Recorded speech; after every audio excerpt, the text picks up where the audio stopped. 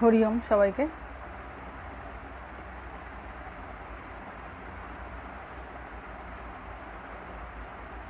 হরি ওম।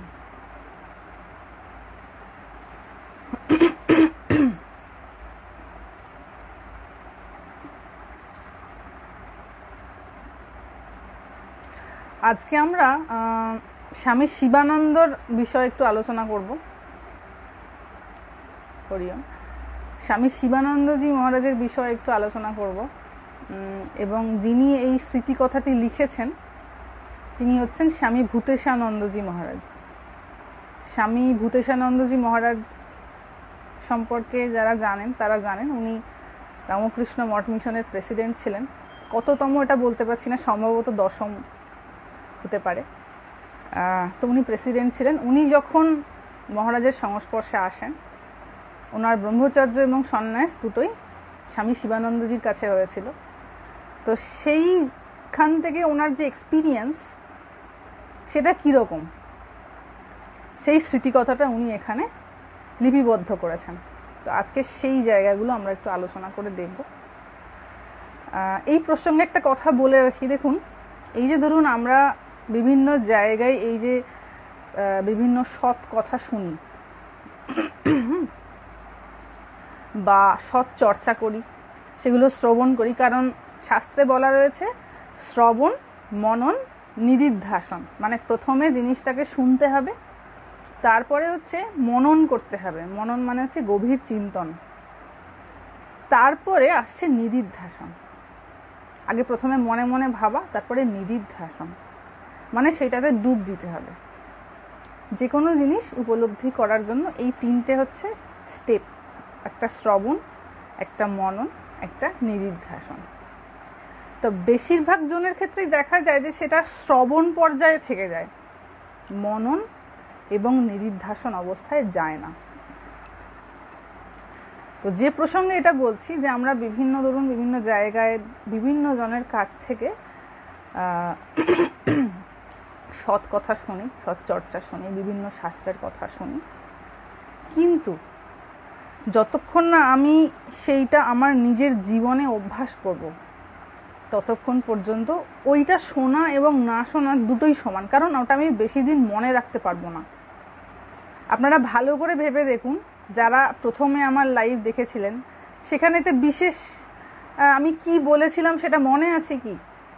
হয়তো কারোর একটা আধটা কথা ভালো লাগতে পারে, কিন্তু কালের এমন চক্র বা মায়ার এমন চক্র যে এ কি করবে, কেবল জ্ঞানের জায়গাটাকে ওয়াশ করে দেওয়ার চেষ্টা করবে।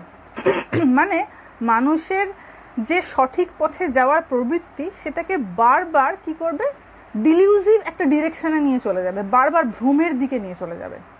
মায়ার চরিত্রটাই হচ্ছে এরকম, মায়ার ক্যারেক্টারিস্টিকটাই এমন। তা বাবা এই জন্য এই কথাটা আমি বললাম, সেটা হচ্ছে যে ধরুন অন্যের মুখে শোনা যে সত্য সেটা কিন্তু সত্যের ছায়া মাত্র। যতক্ষণ না আমি নিজে সেইটাকে মনন এবং নিদিধ্যাসন করছি আমার কিন্তু সত্য উপলব্ধি হয়নি, সেটা আমার কাছে কেবল শ্রবণ পর্যায়ে রয়েছে। তো এই যে ধরুন শোনা হচ্ছে, এগুলো কিছুক্ষণ মনে থাকবে, আবার কিছুক্ষণ পর আমি ভুলে যাব। হয়তো দেখা যাবে যতক্ষণ শুনলাম তার একটা ইম্প্যাক্ট থাকে মনের মধ্যে, মনটা বেশ ভালো লাগে, তারপরে কিন্তু মানুষ ভুলে যায়। তো যাতে এই ভুলে যাওয়াটা না হয় তার জন্য নিজের কিছু অভ্যাস দরকার, না হলে কিন্তু ওই ধরুন টিভি দেখা বা কারোর সঙ্গে গল্প করা একটা এরই কিছুটা সমতুল্য, একটু সামান্য হেরফের হতে পারে, এরকম কিছু, মানে এন্টারটেইনিং পারপাসে আমি এটাকে ব্যবহার করে ফেললাম। আমি হয়তো কিছু ভগবত কথা শুনলাম, বাট আমি এটাকে নিলাম কিভাবে, অ্যাজ অ্যান এন্টারটেইনিং পারপাস, মানে আমার ভালো লাগার, কেবলমাত্র ভালো লাগার একটা পারপাসে আমি এটাকে নিলাম, কিন্তু এইটার আরো অনেক গ্রেটার ইম্প্যাক্ট রয়েছে। মানে ধরুন কাউকে অর্থ দেওয়া হলো, সেই অর্থটাকে দিয়ে সে নেশা করে নষ্ট করে ফেললো, ঠিক আছে, একটা এমন জিনিস যেটা বিশেষ কাজের লাগার নয়, কিন্তু সেই অর্থটা দিয়ে সে পড়াশোনা করতে পারতো, আরো অনেক কিছু, অনেক মানুষের উপকার করতে পারতো, কল্যাণ করতে পারতো, অনেক কিছু করা যেত সেটা সঠিক প্রয়োগ করলে, কিন্তু বেশিরভাগ জনের ক্ষেত্রে সেটা হয়ে ওঠে না। তো তার জন্য শুধু শোনা নয়, শোনার সাথে সাথে যদি আমি এটাকে কেমন করে রিয়েলাইজ করতে হয় এই রাস্তায় যদি না জানি, তাহলে সেটা কেবলমাত্র আমার জানা থেকে যাবে, আমার বোঝা হয়ে উঠবে না। আমি অবুঝের মতন মানুষের সঙ্গে কেবল তর্ক করব। কারণ অনেক জেনে গেছি এরূপ ভাব মনের মধ্যে চলে আসবে কিনা। অনেক শোনা যার থাকে না, বা অনেক পড়া যার থাকে। আপনাদের একটা কথা বলি আজকে, ধরুন কোনো মানুষের অনেক কিছু পড়া আছে, সে অনেক কিছু জানে, যে কোনো ব্যক্তি গীতা পড়েছে, ভাগবত পড়েছে, উপনিষদ পড়েছে, যত যা শাস্ত্র রয়েছে সব পড়ে নিয়েছে। এইটা পড়ার পর দুটো রাস্তা আছে যাবার। একটা হচ্ছে উপলব্ধির রাস্তা, মানে জ্ঞানটা যে সে নিল, এবার সে সেটাকে কি করে প্র্যাকটিক্যাল করতে হবে তার জন্য সাধনা করতে নেমে গেল। এটা হচ্ছে ফার্স্ট রাস্তা। সেকেন্ড রাস্তা হচ্ছে যে উপলব্ধির জন্য যে সাধন ভোজন করতে হয়, সেই রাস্তায় যদি সে না হাঁটে, কারণ সেই জন্যই তো একটা কষ্ট আছে, ওই কষ্টটা নেবার মতন যদি মানসিক এবং শারীরিক সামর্থ্য না থাকে, তাহলে সেইটুকুন জ্ঞান সে যতটা জেনেছে সেটা কিন্তু কোন রাস্তায় যাবে? অহংকারের রাস্তায়। এবং অহংকার কি আনবে? ঘরে বয়ে আনবে একটা অতিথিকে, যার নাম হচ্ছে গোঁড়ামি, ডগম্যাটিজম যেটাকে বলে। এবং এই গোঁড়ামি বাবা ক্যান্সারের থেকেও ভয়ানক রোগ।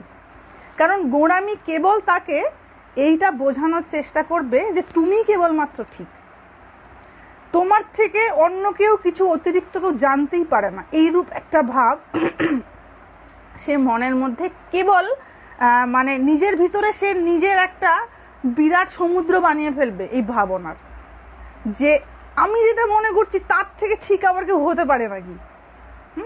মানে আমি সঠিক এটা তো হতেই পারে, কিন্তু অন্যের বক্তব্যটার মধ্যেও যে কোনো সারমর্ম থাকতে পারে এই ধারণাটাই তার মাথায় থাকে না। এবং এটার প্রধান কারণ হচ্ছে এই যে অনুপযুক্ত পাত্রে অনেক কিছু জ্ঞান ঢেলে দেওয়া হয়েছে, এবং সেই জন্য সেই জ্ঞানটার অ্যাকচুয়ালি ইউটিলাইজ কেমন করে করতে হবে সেইটা শেখা হয়নি, যার জন্য সেইটুকুন জ্ঞান কি হয়েছে, তার উপলব্ধির রাস্তায় না গিয়ে তাকে গোঁড়ামির রাস্তায় নিয়ে চলে গেছে। সে কিন্তু ঘুণাক করেও টের পায় না। শ্রীরামকৃষ্ণদেব যেমন বলতেন যে ধরো বাবা তুমি ঘুমোচ্ছ, এটা মা বলতেন যে তুমি বাবা ঘুমোচ্ছ, তোমাকে কেউ ধরো তোমার তক্তপোষ সমেত তুলে নিয়ে গিয়ে অন্য কোথাও নিয়ে চলে গেল, তুমি কি ঘুমন্ত অবস্থায় এটা টের পাবে যে তোমাকে কেউ তুলে নিয়ে চলে গেছে? তুমি জানো না, কারণ তুমি ঘুমোচ্ছ, তখন তুমি চেতনাহীন হয়ে রয়েছো, তুমি জানো না।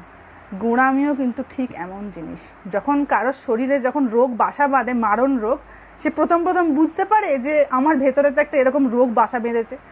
ক্যান্সারের একটা কথা বলুন, ধরুন ক্যান্সার মারণ রোগ, থার্ড স্টেজ ফোর্থ স্টেজে গিয়ে ধরা পড়ে যখন সিমটমস গুলো দেখা যায়।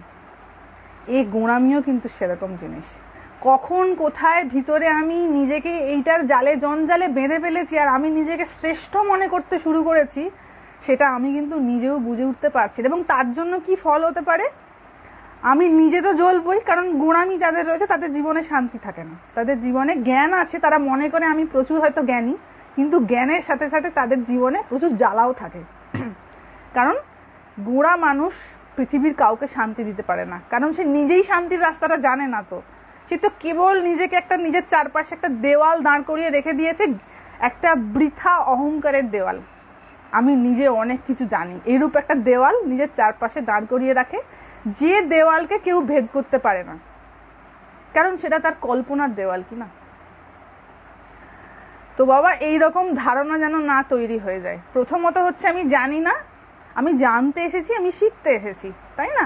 যে জেনে গেছে তার জানার আর জায়গা থাকে না, তো এটা যেন না হয়ে যায়। তাই শ্রবণের সাথে সাথে অভ্যাসের একটা খুব গুরুত্ব রয়েছে, ভীষণ গুরুত্ব রয়েছে। না হলে কোথায় যে আমি নিজেকে ভগবানের আসনে বসিয়ে ফেলবো আমি নিজেই বুঝতে, আমি তখন নিজেকে অজান্তে ভগবান ভাবতে শুরু করে দেবো, কি না? যে আমি আমার মতন জ্ঞানী পৃথিবীতে আর কেউ থাকতেই পারে না, তাই না? স্বামী বিবেকানন্দ একটি কথা বলে গেছিলেন যে ওরে একই দেখছিস তোরা আমাকে, আমার থেকেও অনেক বড় বিবেকানন্দ আসবে। উনি এই সম্ভাবনাটার কথা বলে দিয়ে গিয়েছিলেন যে তোরা আমাকে কি জ্ঞানী দেখছিস, আমার থেকে আরো বড় কেউ আসবে এই জগতে। তো বাবা যাদের জ্ঞান থাকে তারা কখনো এই জিনিসকে প্রমোট করেন না, বা এই ভাবকে প্রমোট করেন না যে আমি সব জানতাম। তারা নিজের মতবাদটাকে বলেন, মতামতটাকে বলেন যে এটা আমার মনে হয়, তুমি মানলে বা না মানলে এটি তোমার ব্যক্তিগত মতামত। কিন্তু যখনই দেখবেন এই তোমার ঘাড়ে চাপিয়ে দিলাম আমি 10 কেজি বোঝার মতন করে, তোমাকে আমাকে মানতেই হবে, এটা কিন্তু জ্ঞানের পরিচয় নয়। পরবর্তীকালে উপনিষদ এবং গীতা, কারণ সামনে আপনার আসছে, জন্মাষ্টমী আসছে, তো জন্মাষ্টমীর সময় আমাদের কিছু গীতা, উপনিষদ, ভাগবত এবং মহাভারত থেকে 2-3টে টানা লাইভ হবে শ্রীকৃষ্ণকে নিয়ে। সেইখানেতে বিভিন্ন জায়গায় দেখবেন অ্যাকচুয়ালি ব্রহ্ম সম্পর্কে ভগবান শ্রীকৃষ্ণ কি বলছেন, উপনিষদে কি মতামত দেওয়া রয়েছে, এগুলো সমস্ত বিষয় শ্লোক ধরে ধরে আলোচনা করা হবে। ভগবান গীতায় ভগবান শ্রীকৃষ্ণ গীতায় কি মন্তব্য রাখছেন, কি বলতে চাইছেন, যে ব্রহ্মটা কি জিনিস। আর ব্রহ্ম জ্ঞান যখন কারুর হয়, এই ছিটে পোটা হয়, পুরোটা হওয়ার দরকার নেই। ধরুন ছিটে পোটা হলো, পুরোটা হলে তো হাউড়াও হয়ে যাবে। ছিটে পোটাই যদি হয় তাহলে তার কি লক্ষণ থাকতে পারে। তো এটা গেল অন্য সাইডের কথা। এবার আমরা চলে আসি স্বামী শিবানন্দ মহারাজের সাথে ভূতেশানন্দজির ইন্টারাকশনগুলো কেমন ছিল। খুব সিম্পল টকিং রয়েছে, কিন্তু তার মধ্যে থেকে লার্নিংটা খুব সুন্দর। আমাদের লার্নিংটা নিতে হবে, লার্নিংটা নিতে হবে। এই প্রসঙ্গে আপনাদের একটা কথা বলি, স্বামীজি একটা জায়গায় বলছেন, মানে সাথে সাথে মনে পড়ে যায় তো পরে আবার ভুলে যাবো, ওই জন্য বলে রাখছি। স্বামীজি এক জায়গায় বলছেন জ্ঞানযোগের একটি বক্তৃতায়, বলছে জানিস মতভেদ কেমন করে তৈরি হয়। স্বামীজি একজনকে বলছেন মতভেদ কেমন করে তৈরি হয়, না এটা সম্ভবত স্বামী শিষ্য সংবাদে আছে।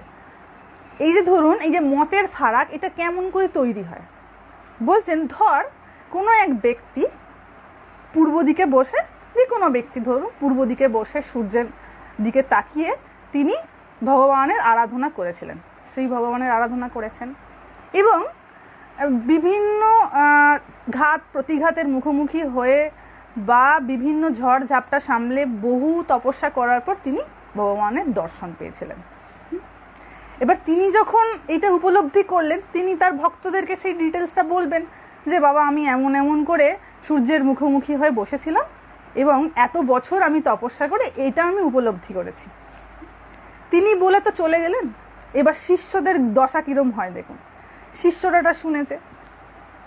এবার ধরুন অন্য একজন ব্যক্তি, সে হয়তো পশ্চিম দিকে মুখ করে বসেছে, পশ্চিম দিকে মুখ করে সে ভগবানের আরাধনা করবে বলে বসেছে। এবার এনার যে শিষ্যরা, তাদের মনের মধ্যে এটা দৃঢ় ধারণা হয়ে গেছে যে আমাদের গুরুদেব যখন পূর্ব দিকে বসে ভগবান দর্শন করেছিলেন, সুতরাং পূর্ব দিকে ছাড়া অন্য কোথাও বসলে বোধহয় ভগবানের আরাধনা করা যায় না এবং ভগবান দর্শন হয় না। ঠিক আছে। এবার ধরুন যে পশ্চিম দিকে বসেছে মুখ করে, সেও হয়তো ভগবান দর্শন করেছে, সেও হয়তো ব্রহ্ম উপলব্ধি করেছে, সেও তার চেলাদের বলেছে জানিস তো আমি এমন এমন করে না পশ্চিম দিকে বসে ভগবানের আরাধনা করতে শুরু করেছিলাম, এই এত তপস্যা করার পর তিনি আমায় দর্শন দিয়েছিলেন। তাঁর ভক্তদের মধ্যে এইটা মাথার মধ্যে ঢুকে গেছে যে পশ্চিম দিকে ছাড়া অন্য কোনো দিকে বসলে হয়তো ভগবানের আরাধনা করা যায় না। তাহলে ব্যাপারটা বুঝতে পারছেন, জিনিসটা কিন্তু কিছুই না, যে কোনো দিকেই কেউ বসতে পারে, ভগবানের আরাধনা ঠিক ঠিক ভাবে করলে তিনি তাকে দর্শন দেন। কিন্তু এইসব যারা ফলোয়ার্স গুলো রয়েছে ওইগুলো গণ্যমূর্খ বলে আসল জিনিসটাই বুঝতে পারলো না। গুরুদেব কিন্তু ঠিকই বলেছেন, কিন্তু যেহেতু গুরুদেবের শরীর চলে গেছে, আর তারপরে কি হয়, এবার ধরুন এই পূর্ব দিকে বসা ভক্তগুলো মানে সাপোর্টার ভক্তগুলো আর পশ্চিম দিকে বসে ভগবান লাভ করতে পারবো, এদের দুজনের মধ্যে খেয়ে লেগে গেছে। হ্যাঁ, এ বলছে না পূর্ব দিকে বসে ভগবান লাভ করা যায়, ও বলছে না পশ্চিম দিকে বসে ভগবান লাভ করা যায়। তাহলে এইটা ভাবুন, এটা কি ধরনের মূর্খামি, তাই না? তো স্বামীজি বলছেন দেখ বাবা, এইরকম করে কিন্তু মতভেদ তৈরি হয়, এই যে মতের ফারাক তৈরি হয় না, এটা এইভাবে তৈরি হয়। এবং যারা ঠিক করে, যিনি আচার্য ছিলেন, যিনি এই উপদেশগুলো দিয়ে গেছেন, যখন তার মর্মার্থটা ঠিক করে বুঝতে পারেন না, তখন তৈরি হয় মতবিরোধ। উনি যেটা বলেছেন, ইনি যেটা বলেছেন, একই কথা বলে গেছেন, কিন্তু বুঝেছে দুজন দুরকম ভাবে, যার জন্য কি হয় মতের ফারাক তৈরি হয়ে যায় এবং ফলোয়ার্সরা নিজেদের মধ্যে খেয়ে করে কাদা ছোড়াছুড়ি করে মরে। তো বাবা এরকম কোনো ব্যাপার নেই, ভগবানের আরাধনা যদি ঠিকভাবে করা যায়, যদি শাস্ত্রসম্মতভাবে করা যায়, নিশ্চিত তিনি কৃপা করতেন। তিনি কি এইটুকু আমি কি মানুষের মতন ভেবেছি যে তিনি পান থেকে চুন ঘষলে আমার গলা উড়িয়ে দেবেন? আমি তো আমার মতন তাকে ভেবে ফেললাম না। আমি আমার ক্ষুদ্র মনুষ্য বুদ্ধিতে আমি ভগবানকে মানুষের মতন ভেবে ফেললাম, যে আমাদের যেমন কেউ একটুখানি একটা কথা বলে তাকে আমরা পার্সোনালি অ্যাটাক করে তার গোষ্ঠী উদ্ধার করে দিই, আমরা মনে করি ভগবানও বুঝি এরকম। তা নয়, তার বিরাটত্ব আমরা কি কল্পনা করব। এইটুকুন আমরা শুধুমাত্র পৃথিবীতে বসে এই সৌরমণ্ডলের 9টা গ্রহ, তাও চাঁদে যাবে বলে এখনো লাফালাফি চলছে। পৃথিবীর একটা উপগ্রহ, সেখানেও এখনো পর্যন্ত ঠিক করে যে বসবাস করা যাবে সেরকম সিমটমস পাওয়া যাচ্ছে না। বারবার যাওয়া হচ্ছে অনেক প্রচেষ্টা করে। তো তাহলে ভাবুন, এই সৌরমণ্ডলের মতন এরকম কতগুলো সৌরমণ্ডল রয়েছে, কত গ্যালাক্সিস রয়েছে। এগুলো একটু একটু পড়াশোনা করলে বুঝতে পারা যাবে যে আমি যতটুকু মনে করছি এই সৃষ্টিটা বা এই জগৎটা, এটা কিছুই কিছু না। আমি তার অধিপতিকে আমার এইটুকুন 6 ইঞ্চির মাথা দিয়ে আমি বিচার করতে যাচ্ছি এবং বলতে চাইছি ইনি এমন আর ইনি তেমন। ওই যে ঠাকুর বলতেন রোসো রোসো, একটু রোসো বাবা, তাই না?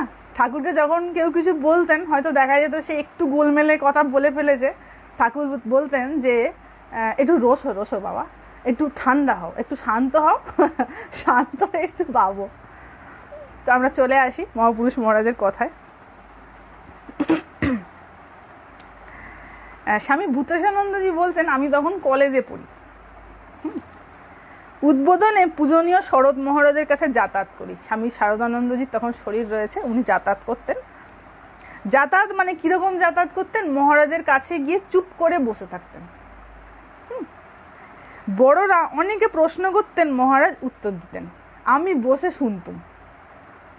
এভাবেই পরিচয়। একটু লীলা অনুধ্যান করা যাক, একটু কল্পনা করে দেখুন যে স্বামী ভূতেশানন্দজি ছবি, যারা রামকৃষ্ণ মঠ মিশনের সঙ্গে যুক্ত সবাই ভূতেশানন্দজির ছবি দেখেছেন। তো তিনি তখন কলেজে পড়তেন, শরৎ মহারাজের কাছে যাতায়াত করতেন, গিয়ে চুপ করে বসে থাকতেন। যারা বয়োজ্যেষ্ঠ, যাদের অনেক প্রশ্ন থাকতো, তারা প্রশ্ন করতেন, মহারাজ উত্তর দিতেন। এইভাবে কথোপকথনটা চালু হয়েছে। সেই সময়ে সবে স্কুল পাস করেছি, সবে স্কুল পাস করে কলেজে এন্ট্রি হয়েছে। মনে সাধু হওয়ার খুব ইচ্ছা, ছোট থেকেই সাধু হবেন বলে মনে মনে ইচ্ছা পোষণ হয়েছে। একদিন শরৎ মহারাজের কাছে সোজাসুজি ব্রহ্মচর্য প্রার্থনা করলাম। মহারাজ বলেছেন ডাইরেক্টলি, মহারাজ আমায় ব্রহ্মচর্য দিন। শরৎ মহারাজ বলছেন, দেখ আমি কিন্তু ব্রহ্মচর্য দিই না, মহাপুরুষ মহারাজ দেন, মঠে গিয়ে তুই মহাপুরুষ মহারাজকে বল। মানে স্বামী শিবানন্দজিকে সবাই মহাপুরুষ মহারাজ বলে ডাকতেন। শরৎ মহারাজ বলছেন, আমি তো দিই না, তুই ওনাকে গিয়ে ধর। ভূতেশানন্দজি বলছেন, মহাপুরুষ মহারাজকে আমার খুব ভয় করে, উনি খুব মানে একটু সিরিয়াস ছিলেন। মহাপুরুষ মহারাজ ভীষণ সিরিয়াস। তো যে কেউ সিরিয়াস মানুষকে দেখলে ভয় করবেই। শরৎ মহারাজ বলছেন, সে কি রে, মহাপুরুষ মহারাজ শিবতুল্য মানুষ, তাকে আবার কারো ভয় করে নাকি? শরৎ মহারাজ অভয় দান করছেন, যে ভয় পাওয়ার কিছু নেই, তুই যা। জ্ঞান মহারাজ নিয়ে এলেন মঠে মহাপুরুষ মহারাজের কাছে। তিনি সব শুনে বললেন, ঠিক আছে, ব্রহ্মচর্য আমি দেব, কিন্তু তোমাকে পড়তে হবে, পড়াশোনা করতে হবে, বিএ পাস করতে হবে, তারপর সাধু হবে। গ্র্যাজুয়েশনটা পাস করে নাও, তারপর সাধু হবে। এই ভূতেশানন্দ মহারাজজিকে আমরা দেখেছি বিভিন্ন শাস্ত্র পড়াতেন, এবং উনি, ওনার যখন শরীর ছিল, উনি মঠেতে কথামৃতের উপর ক্লাস করাতেন। এবং উনি যখন প্রেসিডেন্ট ছিলেন, বা যখন উনি একটু সিনিয়র পজিশনে চলে যান, তখন যার যা শাস্ত্রীয় প্রশ্ন ছিল, যা যা মানে ধরুন অনেক কিছু হয় কি, আমরা সরল ভাষায় সাধুদের কাছ থেকে শুনি, কিন্তু শাস্ত্রীয় প্রমাণ যারা চান, যে মহারাজ আমি এইটা শুনলাম, এটা শাস্ত্রীয় প্রমাণ কোথায় রয়েছে, কোথায় এটা বলা রয়েছে, তো সবাই গিয়ে স্বামী ভূতেশানন্দজির কাছে জড়ো হতো, কারণ উনি শাস্ত্রবিদ ছিলেন, খুব বড় মাপের শাস্ত্রবিদ ছিলেন। তো কলেজে যেতে হবে, মহারাজ ওই মাথায় শিখা পরে কলেজে যেতেন। শিখাবেন মানে মাথায় সেই শিখা থাকে না, সেই অবস্থাতে ধুতি পরে উনি সংস্কৃত কলেজে দর্শনে অনার্স নিয়ে ভর্তি হলেন। দেখতে দেখতে দেখা গেল যে বিএ ওনার ফাইনাল পাসও হয়ে গেল। শেষ পরীক্ষার দিন পরীক্ষার হল থেকে বেরিয়ে সোজা মঠে চলে গেছেন। যেই পরীক্ষা শেষ হয়ে গেছে আর বাড়ি ফিরে যাননি, পরীক্ষার সেন্টার থেকে সোজা মঠে পৌঁছে গেছে। মহাপুরুষ মহারাজকে মঠে চলে আসার কথা নিবেদন করতেই মহারাজ খুব খুশি হয়েছেন দেখে। 1923 সালে মায়ের পুণ্যতিথিতে ব্রহ্মচর্য দীক্ষা লাভ হয় ভূতেশানন্দজির, মায়ের জন্মতিথিতে 1923, আর 1928-এ সন্ন্যাস হয় এই মহাপুরুষ মহারাজের কাছেই। এইবার দেখুন কত কিছু জানার আছে এনাদের জীবনগুলো। এনারা খুব মানে নিরলস ভাবে বলে যান। শিখা মানে ঠিকই, হ্যাঁ হ্যাঁ হ্যাঁ, ব্রহ্মচারীদের এরকম থাকে তো।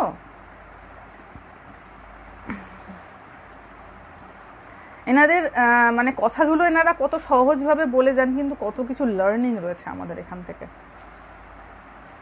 উনি কি বলছেন মহারাজ, না আমি মহারাজের ফর্মাল সেবকদের মধ্যে ছিলাম না, মানে যারা রেগুলার সেবা করতো আমি তাদের মধ্যে ছিলাম না, তবে তাঁর কৃপায় সেবার যথেষ্ট সুযোগ পেয়েছি। সন্ন্যাসের বছরের পর, মানে যে বছর সন্ন্যাস হলো তার পরের বছর তপস্যার জন্য আমার মনে তীব্র ব্যাকুলতা। তপস্যা করবেন বলে মনটা কেবল আকুলি বিকুলি করছে। মঠে থেকে তো প্রচুর কাজকর্ম করতে হয়, তখন ঠিক একরকম ভাবে মনোনিবেশ করা যায় না। তো উনি বলছেন যে আমার মনটা খুব আকুলি বিকুলি হচ্ছে। এবার কাকে বলবেন? প্রেসিডেন্টকে বলা ছাড়া উপায় নেই। মহাপুরুষ মহারাজ তখন প্রেসিডেন্ট। মনের কথাটা তাকে জানালাম। মহাপুরুষ মহারাজকে তখন আমি সন্ধ্যার পর মেসেজ করছি, সন্ধে হয়ে গেছে, মাথাতে মেসেজ করছেন ভূতেশানন্দজি। শুনেই তিনি খুব খুশি হলেন, শুয়েছিলেন উঠে বসলেন। মহারাজের তখন শরীর মোটামুটি খুব খারাপ পজিশনে যায়নি। 1928 তো, হ্যাঁ ওনার আর বেশি দিন শরীর নাই, 34 সম্ভবত শরীর চলে গেছে, আর 5-6 বছর মহাপুরুষ মহারাজ বেঁচেছিলেন। তো শুয়েছিলেন উঠে বসলেন, বসেই আমার দিকে খুব গভীর স্নেহপূর্ণ দৃষ্টি রেখে দুহাত দিয়ে নিজের 2 উরুর উপর তাল ঠুকে বললেন, যাও বাবা যাও, খুব তপস্যা করো, আর যাওয়ার আগে যে কদিন মঠে আছো খুব কষে জপ ধ্যান করো, তাহলে তপস্যায় গিয়ে ঠিক ঠিক সময়ের সদ্ব্যবহার করতে পারবে। এখানে একটি ক্লু লুকিয়ে রয়েছে। কি ক্লু? ক্লুটা হচ্ছে এই যে যদি আমার সাধন ভোজন করার অভ্যাস না থাকে, একটু ধাত না তৈরি হয়, আমি নির্জনে যখন যাব হাঁপিয়ে যাব। অনেকে বলেন না যে আর ভালো লাগছে না, কোথাও একটু যদি একা চলে যেতাম, আমাকে তো একজন এরকমও বলেছিলেন আমি কেদারনাথে গিয়ে ঝাড়ু দেবো, মা ব্যবস্থা করে দিতে পারবেন? একজন কিছু বছর আগে আমাকে বলেছিলেন যে আমি কেদারনাথে গিয়ে ঝাড় দেব। ব্যাকগ্রাউন্ডে কি ছিল? সাংসারিক অশান্তি। সাংসারিক অশান্তি থেকে বাঁচার জন্য মনে হয়েছিল কেদারনাথে গিয়ে ঝাড়ু দেব। কিন্তু এ বাবা কদিনের জন্য, এ বেশি দিনের জন্য নয়, এটা একটা সমুদ্রের ঢেউ ওঠার মতন করে, ঢেউ উঠেছে আবার চলে যাবে, সেমন তো ধাত নেই। এ তো খালি অশান্তি থেকে বাঁচার জন্য আমি শান্তি খুঁজছি। এবং জীবের স্বভাব দেখুন কেমন, কি অদ্ভুত স্বভাব। যখন জীব দেখে আমি চূড়ান্ত অশান্তিতে রয়েছি, জীবনে আমার একটুও শান্তি নেই, সে কিন্তু ভগবানকে খোঁজে, তীর্থস্থানে যেতে চায়, সাধু সঙ্গ খোঁজে, আপনা হতেই, তাকে বলতে হয় না, সে নিজের থেকেই ওইগুলো খুঁজতে শুরু করে। সে হয়তো জীবনেও সাধু সন্তদের সঙ্গই করেনি, সাধু সন্তদের পছন্দই ছিল না সারা জীবন, কিন্তু যখন অশান্তি এসে তাকে গিলে খেতে শুরু করেছে, তখন সেই ব্যক্তি সাধু খুঁজে বেড়াচ্ছে, কি না শান্তি পাবে বলে। তার মস্তিষ্ক কোথাও এটা তাকে বলে দিয়েছে যে তুই যেগুলো নিয়ে সারা জীবন মেতেছিলিস ওখানে তুই শান্তি পাবি না। তো এখানে মহাপুরুষ মহারাজ যেটা বলছেন যে বাবা তোমার যদি জপ ধ্যান করার অভ্যাসটা না থাকে, তাহলে তুমি যখন ধরো কাজকর্ম করছো, তো জপ ধ্যানও করছো, এটার একটা ব্যালেন্স আছে, কিন্তু যখনই তুমি কাজের জায়গাটা ছেড়ে দিয়ে সেই জায়গাটায় জপ ধ্যানটা ঢোকাতে যাবে, তখন কিন্তু সেটা যথেষ্ট কষ্টসাধ্য ব্যাপার। সেটার যদি প্রকৃত অভ্যাস না থাকে, তাহলে কিন্তু তুমি ওই সময়ের বা সুযোগের সদ্ব্যবহার করতে পারবে না। অনেকে বলেন না, মা আপনার ওখানে গিয়ে থাকবো, আপনার সেবা করব। এটা মনে হয় যে খুব বোধহয় আনন্দের জীবন, খুব আরামের জীবন, কিন্তু আমি গ্যারেন্টি দিয়ে বলতে পারি সে 1 সপ্তাহও টিকতে পারবে না, 1টা সপ্তাহও নয়। কারণ যে জীবন এবং যে সংস্কার নিয়ে আসা হচ্ছে, সেই সংস্কার যখন বিদ্রোহ করতে শুরু করবে না, তখন 5 মিনিট কাটানো মুশকিল হয়ে যাবে, মনে হবে আমার ভেতরে কে ছুরি কাঁচি চালাচ্ছে বোধ হয়, এইরকম বিদ্রোহ করবে ভেতরের মন। তো তাই সঠিক অভ্যাস এবং সঠিক সংস্কার না থাকলে এই বেগ সামলাতে পারবে না। মহাপুরুষ মহারাজ যেটা গাইড করছেন, বলছেন যে তুমি যতদিন এখন মঠে আছো ততদিন বেশ করে খুব করে জপ ধ্যান করো, মানে তুমি ওটাকে অভ্যাস করে ফেলো যে কেমন করে এটাকে তুমি ইউটিলাইজ করবে টাইমটাকে।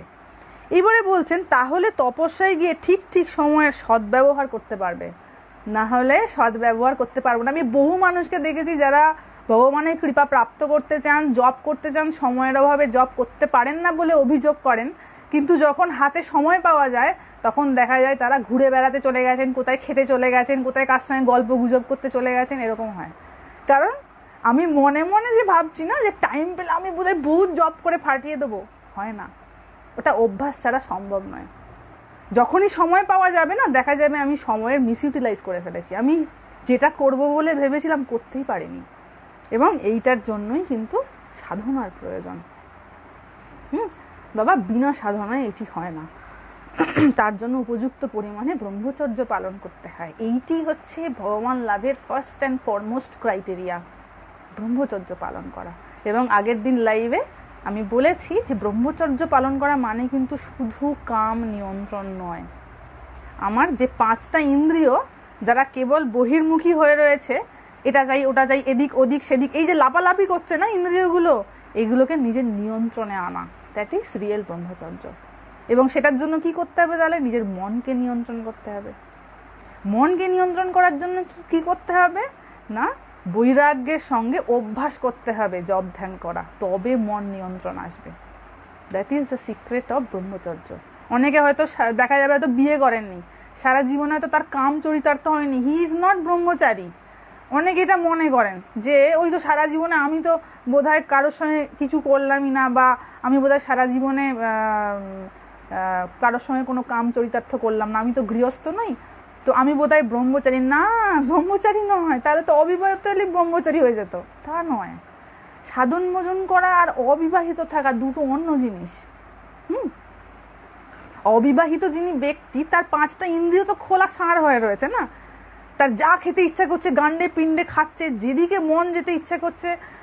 যেমন মা বলতেন, বাবা মন তো নয় যেন পাগল হাতি, হাতি যদি পাগল হয়ে যায় সে যেমন লন্ডভন্ড করে এদিক ওদিক দৌড়ায়, মনটাও এরকম পাগল হাতির মতন দৌড়তে থাকে।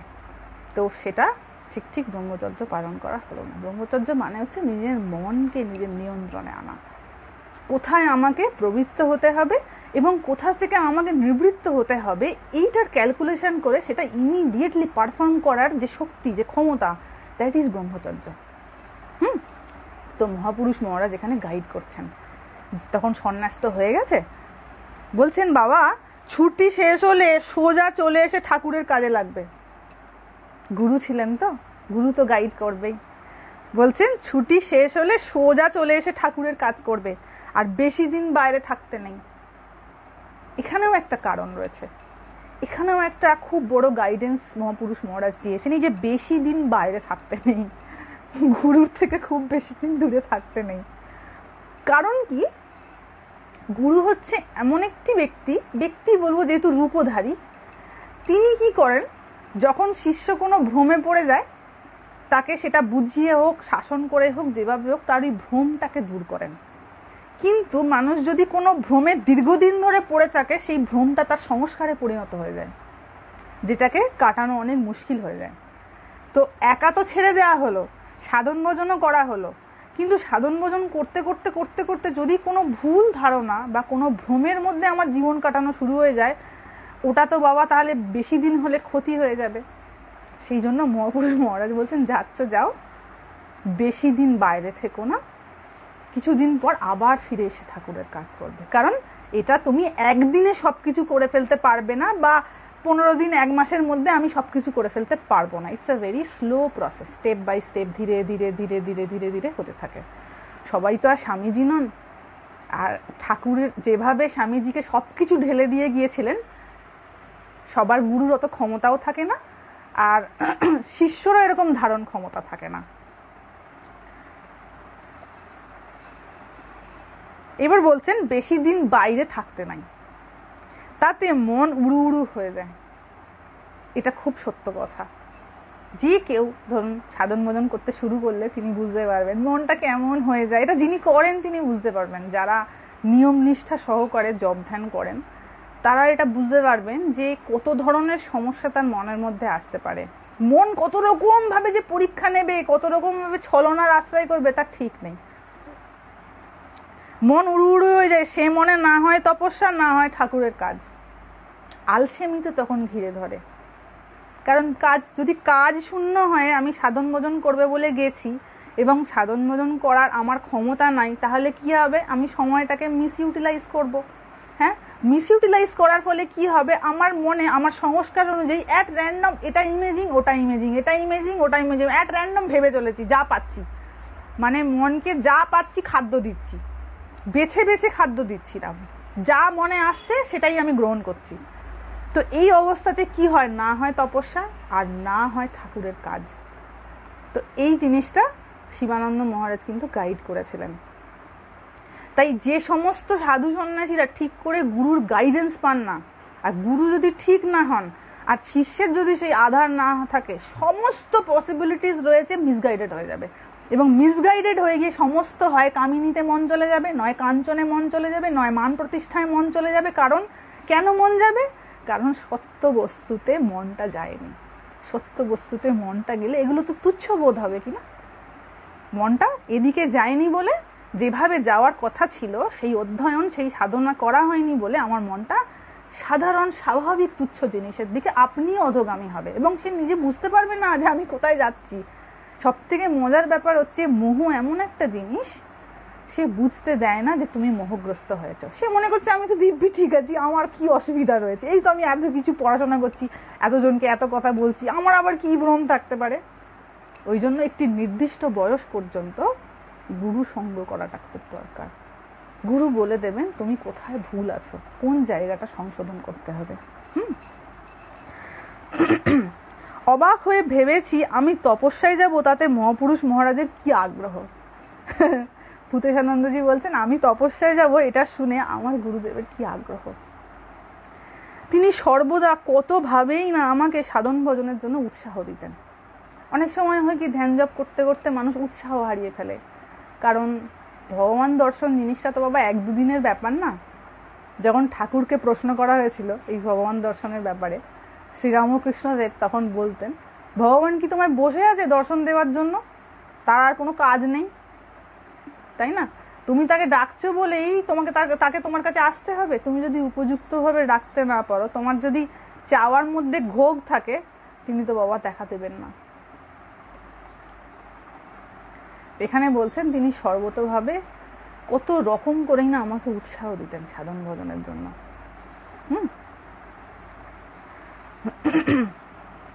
বিভিন্ন জন, আরেকজন দেখলাম একজন জিজ্ঞাসা করেছেন যে মা আহার শুদ্ধও সত্য শুদ্ধি, এইটা নিয়ে একটুখানি বলবেন। আহার শুদ্ধও সত্য শুদ্ধি মানে হচ্ছে শুদ্ধ আহার করলে সত্য শুদ্ধি, মানে মন শুদ্ধ হয়। শুদ্ধ আহার করলে মন শুদ্ধি হয়। তো এটা শুধুমাত্র দেখলাম অনেকজনে সাধারণে কমেন্ট করেছেন শুধু এইখান দিয়ে যেটা খাওয়া হয়, তাই না? এইখান দিয়ে যেটা খাওয়া হয় সেটা আমি যেটা খেলাম আমার মন শুদ্ধ হয়ে গেল। সত্যি কি তাই হয় বাবা? আমি এখান দিয়ে খুব শুদ্ধ আহার করলাম, আমার মনে হিংসা দেশ কি চলে যায়? তাহলে সত্য শুদ্ধি মানে তো মন শুদ্ধি। যে মন শুদ্ধ মন, সেই মনে তো বাবা ঈশ্বর চিন্তা বই আর অন্য কোনো চিন্তা তো আসার কথা নয়, তাই না? সত্য শুদ্ধি মানে হচ্ছে মনের শুদ্ধি, বিবেকের শুদ্ধি। তো যার মন এবং বিবেক শুদ্ধ হয়েছে তার মনে ঈশ্বর চিন্তা বই আর কোনো চিন্তা আসার কথা নয়। কিন্তু আমি শুদ্ধ মনে করে যেটা খাবার খেলাম, আমার মুখ দিয়ে খাদ্য হিসেবে যেটা গ্রহণ করলাম, আমি মনে করলাম ওটা খেলাম মানে আমার মন শুদ্ধ। সত্যি কি হয়? এটা একটা খুব বিগ কোয়েশ্চেন। যে যদি শুধু মানে আহার শুদ্ধ সত্য শুদ্ধি মানেটা যদি শুধু এইখান দিয়ে গ্রহণ করার ব্যাপারটা থাকতো, তাহলে তো তার সেই রকম রেজাল্টও দেখা যেত, কিন্তু সেটা তো দেখা যাচ্ছে না। তার মানে এইটার আরো ব্রড আউটলুক রয়েছে, তাই না? আমি যেটা বুঝেছি তার বাইরেও আরো অনেক কিছু ভাবনার জিনিস রয়েছে। এইটা নিয়ে শ্রীরামকৃষ্ণদেব কথামৃতের এক জায়গায় এটা ক্ল্যারিফাই করেছেন। উনি বলছেন, এবং শঙ্করাচার্যজিও এই জায়গাটা একটু ক্ল্যারিফাই করেছেন। কি বলছেন? হ্যাঁ, যে আমরা আমাদের পঞ্চ ইন্দ্রিয় দিয়ে যেগুলো গ্রহণ করি ওটাও কিন্তু আহার। ধরুন অ্যাজ অ্যান এক্সাম্পল দিচ্ছি, ধরুন আমি শুদ্ধ আহার করছি, কিন্তু আমি কিছু খারাপ জিনিস দেখছি। এই চক্ষু ইন্দ্রিয় দিয়ে আমি কোনো একটা মানে অবাঞ্ছিত কিছু একটা দেখছি, ওটা কি মনে হয় খুব মানে আহার শুদ্ধি হলো? ওটা আহার শুদ্ধি হলো না। কারণ আমি যেটা দেখছি সেটার ইমেজিং হচ্ছে এবং সেই অনুযায়ী আমার মন তৈরি হচ্ছে। এই যে চক্ষু, কর্ণ, নাসিকা, জিহ্বা, ত্বক, তার মধ্যে শুধু আমরা এই জিহ্বাটাকেই আহার শুদ্ধ, সত্য শুদ্ধি বলে মনে করি, কিন্তু বাবা সেটা নয়। আমি আমার পঞ্চ ইন্দ্রিয় দিয়ে যা যা গ্রহণ করছি, যে যে ইমেজিং আমি ইনটেক করছি আমার ভিতরে, সেই অনুযায়ী আমার মন তৈরি হবে। এবং আহার শুদ্ধ মানে হচ্ছে এখানেতে কেবলমাত্র ভগবত কথা জনিত কথা আমি কান দিয়ে শুনলাম, কেবল ভগবানের চিত্র বা সেই জনিত জিনিস আমি চোখের মানে সেই জনিত জিনিস আমি দেখলাম, এবং দেখতে কখন পাবো? যখন আমি সেই পরিবেশে থাকবো। আমি ধরুন খুব একটা বাজে পরিবেশে রয়েছি, সেখানে গিয়ে আমি ভগবানের ইমেজ রিলেটেড কিছু দেখতে পাবো না। তো এইভাবে আমাদের পঞ্চ ইন্দ্রিয় দিয়ে আমরা যা গ্রহণ করলাম, যদি সেটা শুদ্ধ জিনিস হয়ে থাকে তাহলেই কেবলমাত্র সত্য শুদ্ধি হবে। আদারওয়াইজ আমি যতই শুদ্ধ জিনিস আমি মনে করছি আমি খাচ্ছি, আর আমার বোধহয় সত্য শুদ্ধি হয়ে যাবে, এটা আমার কল্পনা মাত্র। মন থেকে তো বাবা কামনা যাচ্ছে না, কামনার উপর ডিপেন্ড করছে যে আমার কতটা কি হবে না হবে ভবিষ্যতের উন্নতি। আর ভগবানের প্রতি ভক্তির সব থেকে বড় ক্রাইটেরিয়া হচ্ছে ইন্দ্রিয় সংযম। যে ভগবানকে ভালোবাসবে তার সব থেকে প্রথম যে ক্রাইটেরিয়াটা সেটা হচ্ছে ইন্দ্রিয় সংযম, তার ইন্দ্রিয় গুটিয়ে যাবে। আমরা যখন পৃথিবীতে কোনো মানুষকে ভালোবাসি, তারই কথা ভাবি, তখন কি আর মনে হয় অমুক জায়গায় যাবো তমুক জায়গায় যাবো? মনে হয় সেই মানুষটার কথা ভেবেই আমার আনন্দ, যদি সত্যি কেউ কাউকে আন্তরিকভাবে ভালোবেসে থাকে। ঠিক তেমনি আমরা যদি ভগবানকে ভালোবেসে থাকি, আমার অন্যদিকে ভাবনা করার আর সময় থাকবে না। যার জন্য কি হবে, আমার ইন্দ্রিয়টা নিয়ন্ত্রণ হয়ে যাবে। আমার যে 5টা ইন্দ্রিয় কেবল লাফালাফি করছে, ওগুলো আপনি শান্ত হয়ে যাবে, কারণ সেগুলোর গতিবিধি সব ভগবতমুখী হয়ে যাবে। তো বিষয়মুখী হওয়ার আর জায়গা থাকবে না, সেই সময়টা থাকবে না, সেই সুযোগটা থাকবে না। কিন্তু আমি দাবি করছি আমি অনেক বড় ভক্ত, কিন্তু আমার মনে প্রচুর কামনা হলো না। আমি নিজেই নিজেকে সব থেকে বড় রকম ভাবে ঠকানোর ব্যবস্থা করে রেখে দিয়েছি। অন্য কেউ তো পরে ঠকাবে, আমি বন্ধ দরজার ভিতরে নিজেই নিজেকে ঠকানোর ব্যবস্থা নিজেই করে রেখে দিয়েছি। অন্য কাউকে ঠকানোর দরকার পড়বে না। যার জন্য যদি আমরা ভগবদ গীতায় পড়ি, ভগবদ গীতা যেহেতু সর্বশাস্ত্রের সার বলে মানা হয়, ভগবদ গীতায় যদি দেখি, ভগবান যে সমস্ত ডিরেকশনগুলো দিচ্ছেন অর্জুনকে, যে ধরনের উপদেশগুলো দিচ্ছেন, সেগুলোর আপনারা যদি খুব ভালো করে গীতা পড়ে থাকেন, দেখবেন একটা জায়গায় গিয়ে সমস্ত কথা শ্রী ভগবানের কনসেন্ট্রেট করছে, সেটা হচ্ছে তুমি তোমার মনটা আমাকে দাও। এই একটা কথা দিয়ে গিয়ে বারবার, মানে যে কোনো রকম ভাবে উনি যে কোনো শ্লোকে বলছেন, যখন উপদেশ দিচ্ছেন, দেখবেন সেই লিঙ্কটা কোথাও না কোথাও হয়ে রয়েছে, তোমার মনটা তুমি আমাকে দাও। এবার মনটা তুমি তোমার কাছে থাকলে তবে দিতে পারবে। তোমার মনটা যদি পড়ে থাকে কামনার বস্তুতে, বিভিন্ন রকম চাহিদার জায়গায়, সেই একই মন তুমি ভগবানে দিতে পারবে না। তাহলে ইনডাইরেক্টলি কি বলা হলো, তুমি তোমার কামনা ত্যাগ করো। কামনা না ত্যাগ করলে তুমি ওই মন আমাকে দিতে পারবে না। এইটা হচ্ছে একদম সার কথা, যেটা ঠাকুর বলেছিলেন, কি কামিনী কাঞ্চন ত্যাগ। এই দুটো তো মেন ক্রাইটেরিয়া থাকে, একটা হচ্ছে কামিনী, একটা হচ্ছে কাঞ্চন। এরা হচ্ছে দুটো বড় বড় স্তম্ভ। এই সংসার রূপী যে বিল্ডিংটা হয়ে রয়েছে, সেই সংসার রূপী বিল্ডিং এর দুটো বড় বড় স্তম্ভ হচ্ছে একটা কামিনী, একটা কাঞ্চন। ওটা কি আমার ত্যাগ হয়েছে? হয়নি। যদি না হয়ে থাকে তাহলে আমার নিজেকে বিরাট বড় ভক্ত হিসেবে প্রচারিত করার বা প্রতিষ্ঠা করার কোনো জায়গা নেই। আমি নিজেই ভ্রমে হাবুডুবু খাচ্ছি। তো মহাপুরুষ মহারাজ এখানে গাইড করছেন যে বাবা তুমি তো যাবে সাধনা করতে, কিন্তু আগে একটু জপ ধ্যান অভ্যাস করে নাও।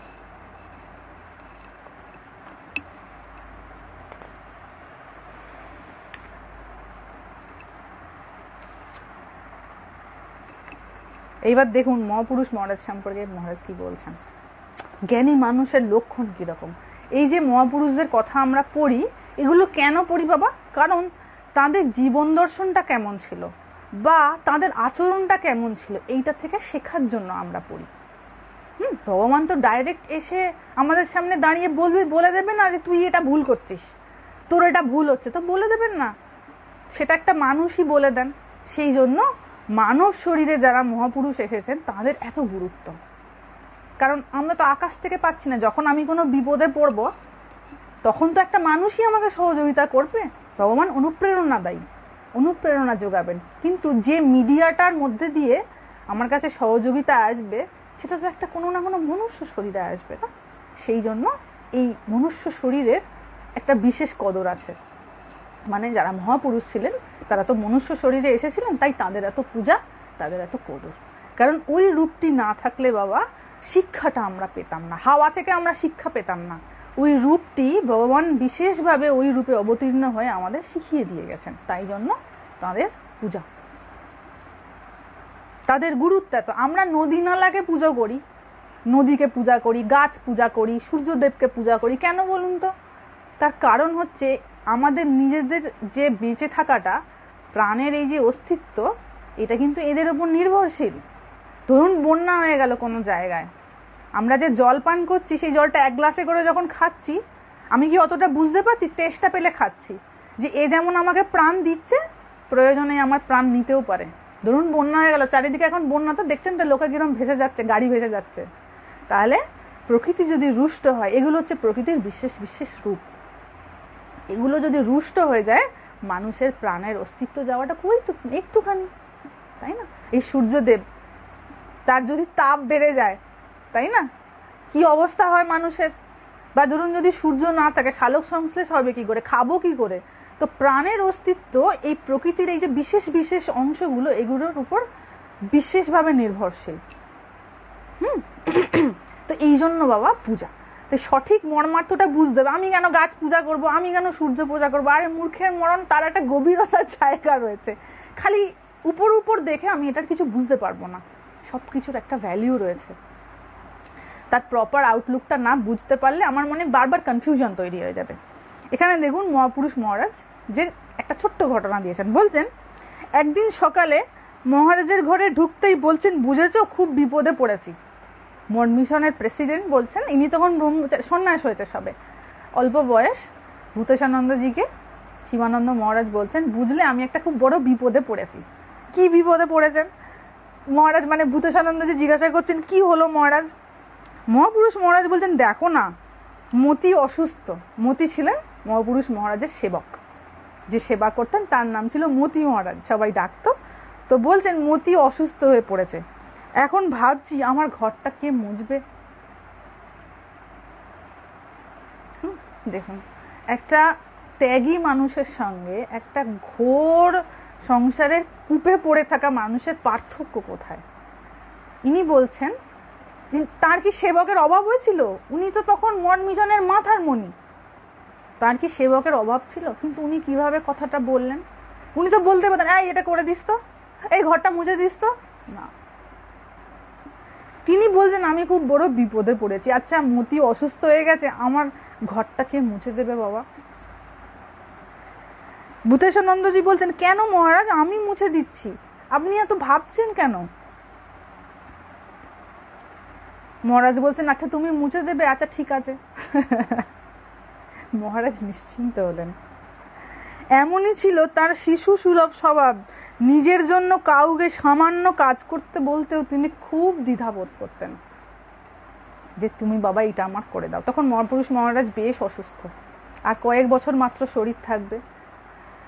কিন্তু যখন কাউকে আমি বলবো যে বাবা তুমি আমার এই কাজটা করে দাও, সেটা বলার মধ্যেও যেন কখনো আমার আদেশ না প্রতিফলিত হয়, কারণ সে সন্ন্যাস নিয়ে সে ভগবানের নাম করার জন্য এখানে এসেছে, সে আমার দাস নয় যে আমি তাকে অর্ডার করব।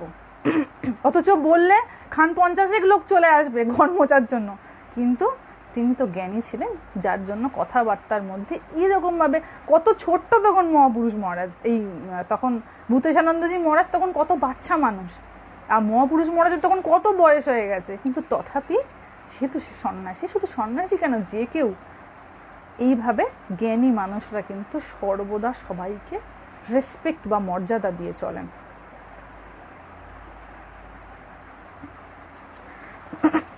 এগুলো হচ্ছে ছোট্ট ছোট্ট ঘটনা, কিন্তু আমাদের এইগুলো থেকে খুব অনেক বড় কিছু শেখার রয়েছে।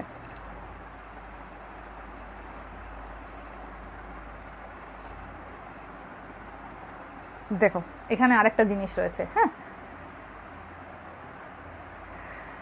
হ্যাঁ, কত বাজলো? 8:46 হয়ে গেছে।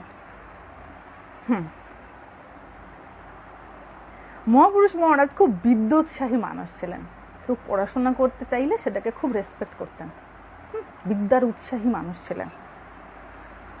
মঠে এক পণ্ডিত সাধু ব্রহ্মচারীদের শাস্ত্রাদি পড়াতেন। এক পণ্ডিত আসতেন, তিনি সাধু ব্রহ্মচারীদের শাস্ত্র আদি পড়াতেন, কারণ সংস্কৃততে ছিল, তো সংস্কৃততে পণ্ডিত না হলে তো পড়ানো যাবে না, কারণ ভীষণ রকমভাবে সেই সব সেন্স বা নলেজ থাকতে হবে, আদারওয়াইজ তো বুঝতে পারবে না। কারণ বাবা, কেউ যদি উপনিষদ পড়ে থাকো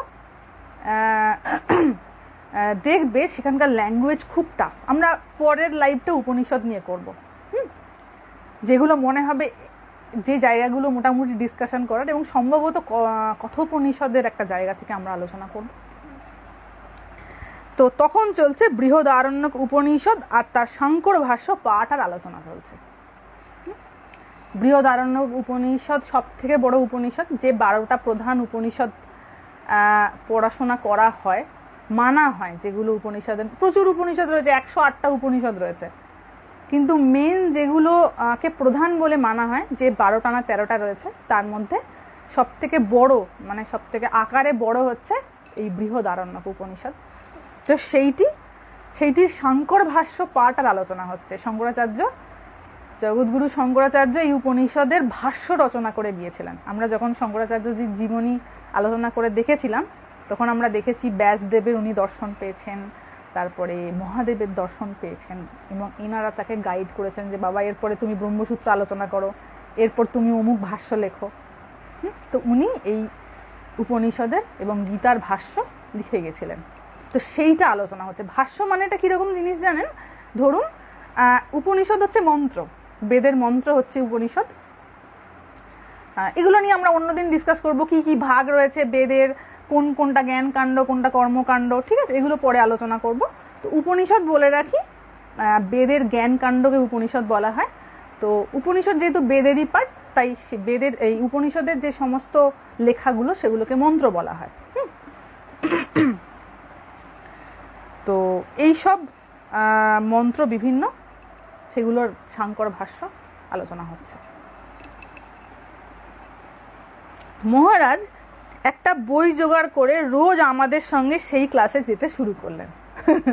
পণ্ডিত উপনিষদের ভাষ্য আলোচনা করছে, প্রেসিডেন্ট চলে গেছে বই হাতে নিয়ে ওইখানে পড়বেন বলে। ভাবতে পারছেন অহংকারকে কতটা মাটির নিচে পুঁতে রাখলে তবে এইরকম বোধ আসে। সে পণ্ডিত, সে কিন্তু গৃহস্থ, উনি তার কাছে যাচ্ছেন শাস্ত্র পড়তে। এতটুকু অহংকার নেই, আমি কেন যাব? মনে হতেই পারে, তাই না? মনে হতেই পারে আমি কেন যাব, আমি কি কম জানতা যে ওর কাছে গিয়ে পড়তে যাব? কিন্তু তা নয়।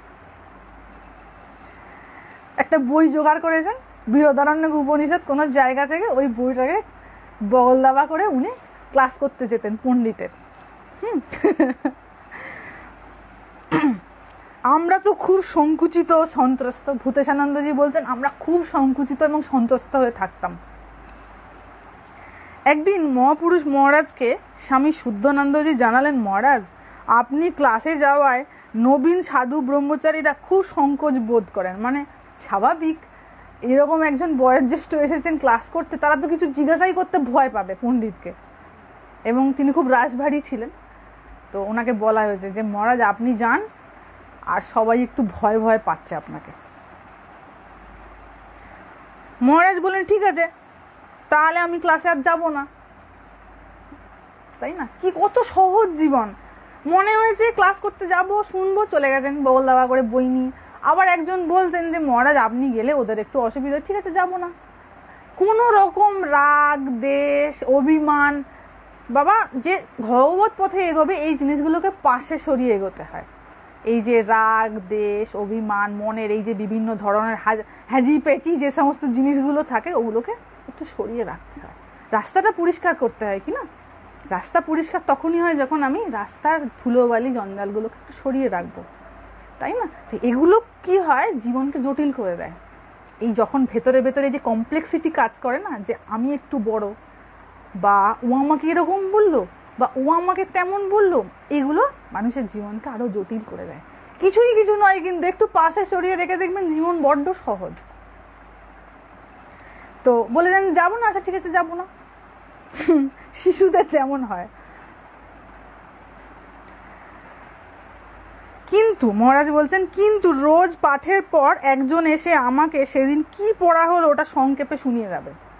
যাব না তো আমি, ঠিক আছে, কিন্তু কি আলোচনা হলো একজনকে বলবে যে ক্লাসে আছে সে যেন আমাকে এসে শুনিয়ে দিয়ে যায়। সেই কাজটা মাঝে মধ্যে আমাকে করতে হতো। আমাকে মানে স্বামী ভূতেশানন্দজিকে এই কাজটা মাঝে মাঝে করতে হতো। কি চাপের কাজ, ভুল ভাল কিছু বলে ফেললেই গোলমাল হয়ে যেত গো। দেখতাম মহারাজ খুব মনোযোগের সঙ্গে বিষয়গুলি শুনে ঘাড় নেড়ে তর্ক ও সিদ্ধান্তকে অনুমোদন করতেন। আধ্যাত্মিক জায়গাতেও অনেক অনেক কি হয়, বিচার সভা বসতো আগেকার দিনে, যেটা আমরা শঙ্করাচার্যকে দেখতে পাই। উনি বিভিন্ন জায়গায় যে বেদান্ত মতকে প্রতিষ্ঠা করে এসেছিলেন, এটা বিভিন্ন মতকে হারিয়েই, মানে তাদের মতের যে গোলমালগুলো রয়েছে সেগুলোর যে লুপ হোলগুলো সেগুলো সব দেখিয়ে দিয়েছিলেন, যে দেখো শাস্ত্র এইটা বলছে, তোমার এখানে এই গোলমাল রয়েছে, সুতরাং তুমি শাস্ত্র মতো চলছো না, সুতরাং এইটাই শ্রেষ্ঠ। এবং সেখানে সব বিচার সভা বসতো। সেখানে যতজন এসেছিলেন শঙ্করাচার্যজির সঙ্গে সেই বিতর্কে, প্রত্যেকে পরাজিত হয়েছিলেন, কারণ তার ক্ষুরোধার মস্তিষ্কের সামনে কেউ টিকতে পারেনি।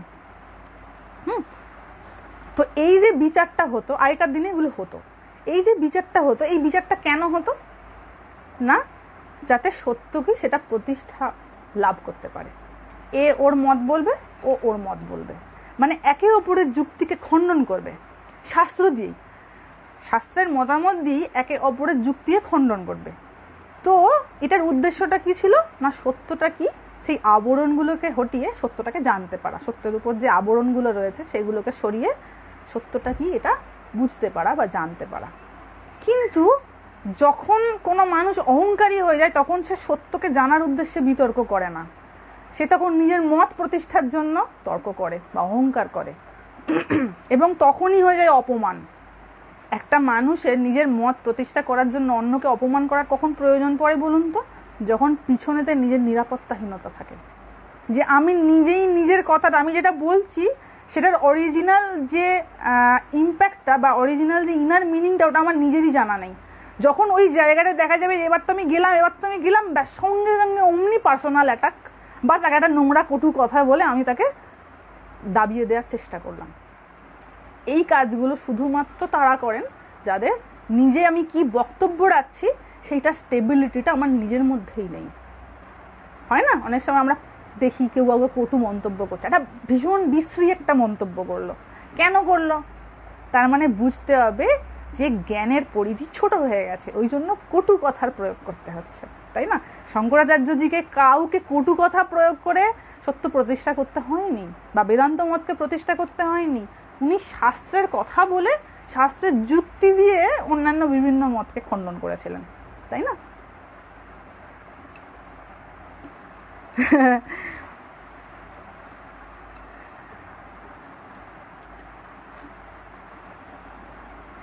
এগুলো বাবা খুব শেখার জিনিস রয়েছে। হ্যাঁ, আর একটা ছোট্ট ঘটনা বলবো, তারপরে আমি বিদায় নেব। 8:55 হয়ে গেছে। একটি ছোট্ট ঘটনা, কারণ আমরা কি হয় ছোট ছোট ঘটনাগুলো শুনলে কি হয় আমাদের মাথার মধ্যে বেশি চাপ পড়ে না, কিন্তু ছোট্ট ছোট্ট শিক্ষাগুলো শুনে সেটাকে কি করে আমরা অ্যাপ্লাই করতে পারি তার জন্য কিছুটা প্রচেষ্টা করা যায়। খুব বেশি ভারী হয়ে গেলে মাথার ওপর দিয়ে চলে যাবে, তো ওই জন্য বাবা এই স্মৃতি কথাগুলো আমরা আলোচনা করি, কারণ এগুলোর মধ্যে বেশি খুব জটিল ভাষায় জটিলভাবে বলা নেই, সহজ সরলভাবে জীবনের কথা বলা রয়েছে।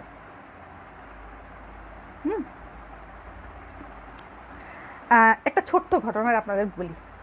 কি হয়েছে দেখুন, গুরুর মহিমাটা কেন এত, কেন অনেকে বলেন মানুষ রূপী, কেন একে পূজা করছো ওকে পূজা করছো, এর গুরুত্বটা বাবা বুঝতে পারবে না। এটার গুরুত্বটা বোঝার জন্য নিজে জলে নামতে হবে, তাই না? জলে নেমে যখন এক গলা জলে চলে যাওয়া হবে তখন বুঝতে পারা যাবে যে শাস্ত্রে কেন এই মানুষ রূপী মানে এই সাকারের এত পূজা, এখন বুঝতে পারা যাবে না। বলছেন মহাপুরুষ মহারাজের একটা ছানা ছিল, তার নাম হচ্ছে দ্বিজেন, সবাই তাকে দ্বিজেন মহারাজ বলে ডাকতো। হ্যাঁ, বলছেন মহাপুরুষ মহারাজের তিনি সচিব ছিলেন, অ্যাসিস্ট্যান্ট। তার সন্ন্যাস নাম ছিল স্বামী গঙ্গেশানন্দজি। তিনি খুব ক্রিকেট পাগল ছিলেন।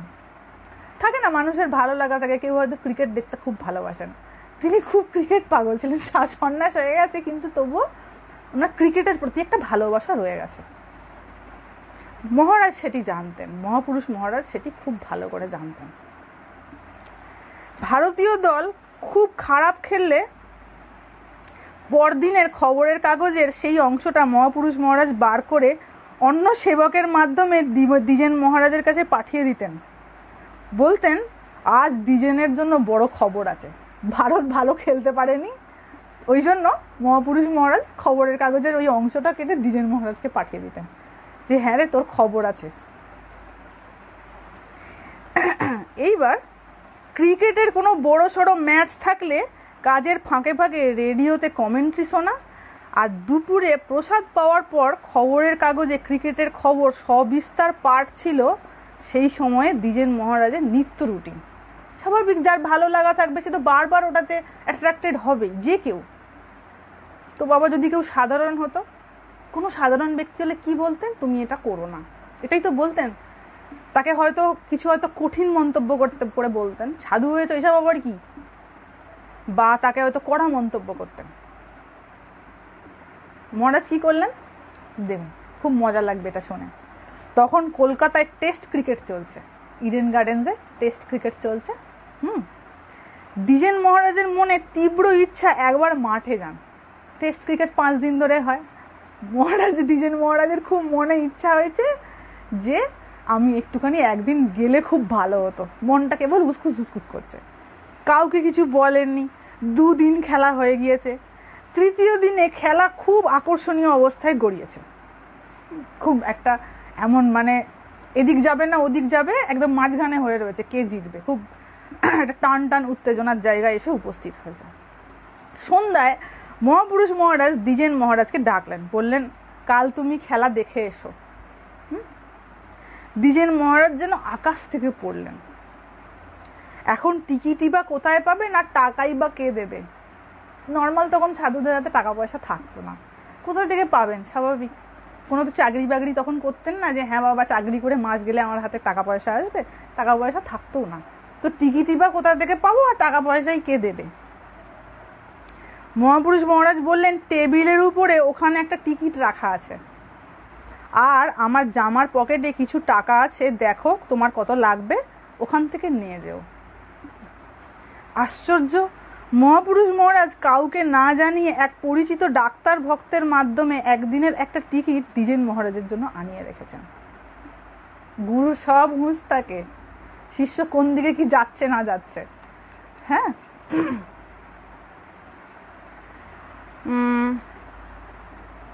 পরদিন সন্ধ্যায় দ্বিজেন মহারাজ খেলা দেখে ফিরে মহাপুরুষ মহারাজের কাছে আসতেই মহারাজ খুশিতে বলে উঠলেন, দ্বিজেন বেশ দেখলে তো, এবার খুশি তো তুমি? বলছেন এবার তুমি খুশি তো? কথাগুলি এমন ভঙ্গিতে বললেন যেন দ্বিজেন মহারাজের শখ মেটার জন্য মহারাজের কি অসীম তৃপ্তি। পরবর্তীকালে দ্বিজেন মহারাজ আমাদের বলেছিলেন এই ঘটনার পর থেকে কিভাবে কি হলো আমি জানি না, তবে ক্রিকেট খেলার প্রতি আমার ভালো লাগা একদম কমে গেল।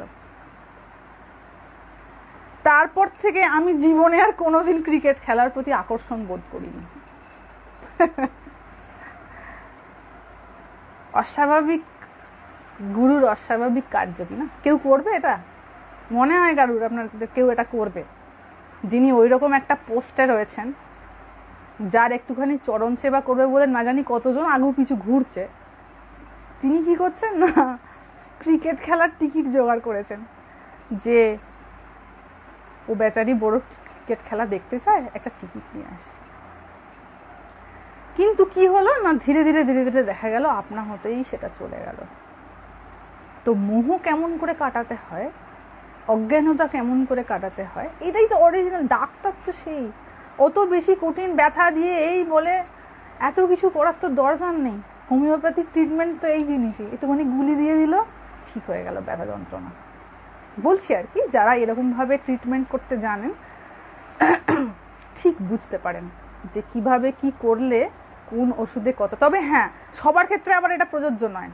কেউ যদি এই বোধ থেকে থাকেন যে উনি যখন এটা বলেছেন কারোর ক্ষেত্রে, সুতরাং সবার ক্ষেত্রে এই বোধহয় ওই একই জিনিস অ্যাপ্লিকেবল না। প্রত্যেকের শারীরিক মানসিক গঠন আলাদা, প্রত্যেকের সংস্কার আলাদা, প্রত্যেকের বাবা মা আলাদা, প্রত্যেকের বড় হওয়া আলাদা। তাই কে কোন কিভাবে কি গঠন নিয়ে এসছে তাকে সেই সেই রকম ভাবে ট্রিট করতে হয়। আমরা খুব বড় বেশি একটু কপি করতে ভালোবাসি। তো যেমন দেখবেন যারা ভক্তিবাদী আর যারা বেদান্তবাদী, তাদের মধ্যে আবার বড় টাসাল, বড় ঝগড়াঝাটি করে এরা। হ্যাঁ, কখন ঝগড়াঝাটি করে না, যে বেদান্তবাদী হয়ে ঝগড়া করছে সেও ঠিক করে বোঝেনি বেদান্ত কি, যে ভক্তিবাদী হয়ে ঝগড়া করছে সেও বোঝেনি ঠিক করে ভক্তি কি। তো যখন ঠিক করে বোঝা হয়নি তখন একে অপরের সঙ্গে চুলোচুলি করে মরছে। এ বলছে না এরম না করলে ভগবানকে পাওয়া যায় না, ও বলছে না এরম না করলে ভগবানকে পাওয়া যায় না। কিন্তু দুটো আউটলুক, একটা গন্তব্যে যাওয়ার জন্য দুটো আউটলুক, দুটো আদর্শ, দুরকম রাস্তা। কেন দুটো রাস্তা? না, মানসিক শারীরিক গঠন আলাদা বলে। যার একটু রজগুণী প্রবৃত্তি হবে তার একটু কর্ম প্রবৃত্তি থাকবে। রজগুণী মানুষ খুব বেশি শান্ত হয়ে জব ধ্যান করতে পারবে না। তো তার আপনা হতেই তার মনের মধ্যে আমি এটা করব নয় ওটা করব, সে কিছুতে শান্ত হয়ে বসতে পারবে না। তাকে যদি বলা হয় বাবা তুমি 1 ঘন্টা জব করো, তো সে বলবে আমি গঙ্গা পার করে চলে আসবো, কিন্তু 1 ঘন্টা বসতে পারবো না। কেন না, তার ভিতরেতে রজগুণের আধিক্য বেশি। তাকে কিভাবে ভগবত পথে নিয়ে যেতে হবে? তুমি কর্ম করতে চাইছো তো ভগবানের নিমিত্ত কর্ম করো। তোমার ভেতরে যখন ওই আর্জ কাজ করছে, ওই টেন্ডেন্সি কাজ করছে, তুমি কর্ম করতে চাও করো, তুমি সেবামূলক কর্ম করো, তুমি নিষ্কাম কর্ম করো, তুমি ভগবানের উদ্দেশ্যে কর্ম করো। এবং এই জন্যই কিন্তু স্বামীজি এই কর্মযোগের প্রচলন করেছিলেন। যে শুধুমাত্র স্বামীজির এই যে কর্মযোগের কথাটা এই যে আনা, এই যে সারা বিশ্বব্যাপী এইটার প্রচার করা, এটার প্রধান উদ্দেশ্যই ছিল বাবা তুমি যেভাবে ভাবছো মনে মনে যে আমি ভগবানের উপাসনা করব, তুমি সেটা ইমিডিয়েটলি পারবে না। তুমি অভ্যাস করতে গিয়ে দেখবে বারবার তোমার মন বিক্ষিপ্ত হচ্ছে, বারবার তোমার মন হয় এদিক নয় সেদিক যাচ্ছে, আর কুচিন্তা তোমার মনে বাসা বাঁধছে। তাই সাধন ভোজন করার জন্য একটা পার্টিকুলার টাইম রাখা হোক, বাকি টাইমটা তুমি কাজ করো, কিছু সেবামূলক কর্ম করো, কিছু নিষ্কাম কর্ম করো, যাতে তোমার ভেতরে চিত্ত শুদ্ধি হয়। মানে তোমার কামনা, তুমি যত নিষ্কাম করতে যাবে, মানে কাজ করতে যাবে, তুমি তত জুতো খাবে। কারণ তুমি যাদের জন্য করছো তাদের কাছে তুমি প্রকৃত মূল্য পাবে না, কিন্তু তথাপি তুমি করবে। তার মানেটা কি? তোমার মধ্যে উদারতার বৃদ্ধি হবে, তোমার মধ্যে নিঃস্বার্থপরতার বৃদ্ধি হবে। আর যত এগুলোর বৃদ্ধি হবে তত কি হবে? মনটা পরিষ্কার হবে। তো ওইটা হচ্ছে প্রথমে, ওই জন্য স্বামীজি সবাইকে কর্মে লাগিয়ে দিতেন, নে কাজ কর কিছু, অলসতাটা তো কাটুক। তো বাবা সবকিছুর একটা মানে আছে। এবার যে ধরুন রজগুণী নয়, সে হয়তো সত্যগুণী, তার কিন্তু এই কর্মপ্রবৃত্তি ভালো লাগবে না। তার কেবল মনে হবে কখন আমি একটু আড়ালে আবডালে বসে ভগবানের চিন্তা করব। কেন না, সে তার মধ্যে সত্যগুণের আধিক্য রয়েছে, তাই না? তার ওটা ভালো লাগবে না। তার মানে কি তার ভগবান লাভ হবে না? তারও হবে, তার রাস্তাটা অন্য। কেউ ধরুন তমগুণী, তার তমগুণের আধিক্য বেশি, সে কেবল শুয়ে থাকতে ভালোবাসে। কিছু কিছু মানুষ আছে খালি শুয়ে থাকতে ভালোবাসে, মানে এত অলস কোনো কাজ করতে চায় না। তাকে কিভাবে কি করতে হবে না, তাকে প্রথমে ওই যেভাবে হোক ওই কাজে নামাতে হবে। না হলে তো তার খাওয়া দাওয়া জুটবে না, তাকে তো নিজের দেহের প্রয়োজনের নিমিত্ত কিছু কাজ করতে হবে। তাই তাকে প্রথমে আগে তার এই তামসিকতাটাকে কাটিয়ে তার মধ্যে রজগুণ ঢোকাতে হবে, তবে তো সত্যগুণ আসবে। তো বাবা প্রত্যেক রকম রাস্তাটা আলাদা আলাদা থাকে, এক একজন এক এক রকমের ধাত, এক একজনের এক এক রকম স্বভাব। তাই এটা গুরু গাইড করেন যে আমি কোন ছানাকে কোন সময়ে কি মেডিসিনটা দেবো যাতে তার প্রকৃত কল্যাণ হয়। কারণ গুরু ঠিক কল্যাণটা বোঝেন কিনা, তিনি তো আদি উপান্ত বোঝে যান যে এর ভেতরটা কেমন। তো যার ভেতরটা যেমন তার কোথায় কি গলদ আছে সেটাও দেখতে পাওয়া যায়। তো দেখতে যখন পাওয়া যায় তাকে কোন রাস্তায় হাঁটাতে হবে সেটা গুরু খুব ভালো করে জানেন।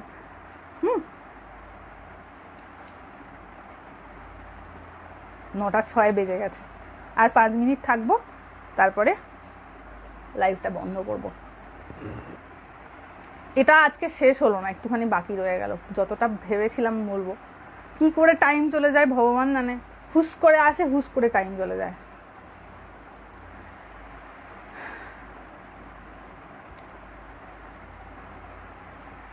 খুব ভালো লাগে আপনার বাণীগুলি শুনতে। আমার বাণী নয় এগুলো বাবা, এগুলো মহাপুরুষরা বলে গেছেন। তাদের তো আর শরীর নাই, বইতে লেখা থাকে, সেইগুলো একটু আলোচনা করতে আমার ভালো লাগে, বাকি আর কিছু না।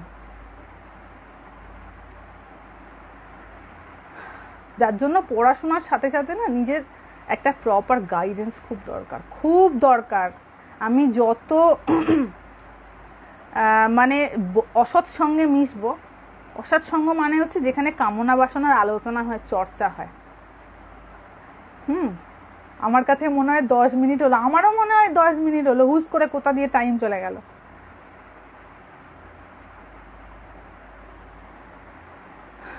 জানি না ভগবান আর কতদিন লাইভ করার সুযোগ দেবেন। আপনার কথা রোজ শুনতে যদি পেতাম, ভগবানের ইচ্ছা বাবা। লাইভ আবার জানি না কবে হবে, দেখি এই শনিবার যদি করতে পারি। উপনিষদ নিয়ে ইচ্ছা আছে আলোচনা করার। আমি খুব ব্যস্ত ছিলাম এবং অসুস্থ হয়ে পড়েছিলাম বলে আর করতে পারিনি, খুব ব্যস্ত ছিলাম কদিন। হ্যাঁ, কৃষ্ণ কথা তো হবেই, জন্মাষ্টমী আসছে, হবে না? টানা আমার ইচ্ছা আছে যে একদিন গীতা থেকে, একদিন ভাগবত থেকে, একদিন মহাভারত থেকে টানা ভগবান শ্রীকৃষ্ণের আলোচনা হবে, স্পেশালি ফ্রম গীতা। কারণ গীতাতে সব সারগুলো বলা রয়েছে। হ্যাঁ,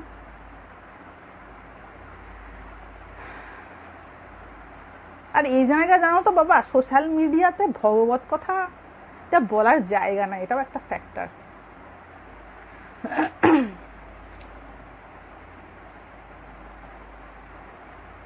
প্রপার মানন ইটসেলফ লিড টু নিদিধ্যাসন। হ্যাঁ, উইথ প্রপার গাইডেন্স।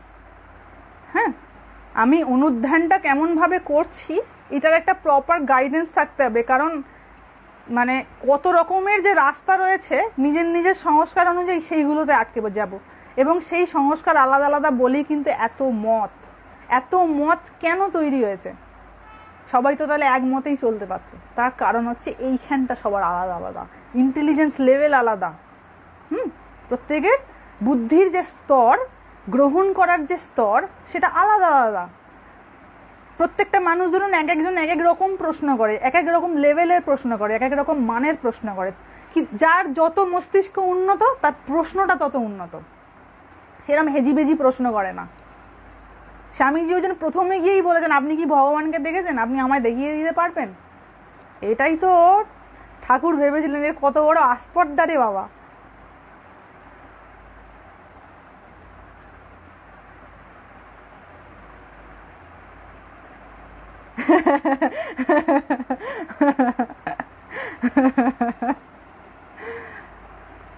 না দেখি তো ভগবত কথা বলতে গিয়ে যেন কি অন্যায় হয়ে গেছে, সে কত কি মানুষের আপত্তি, কি না একটু ভগবত কথা।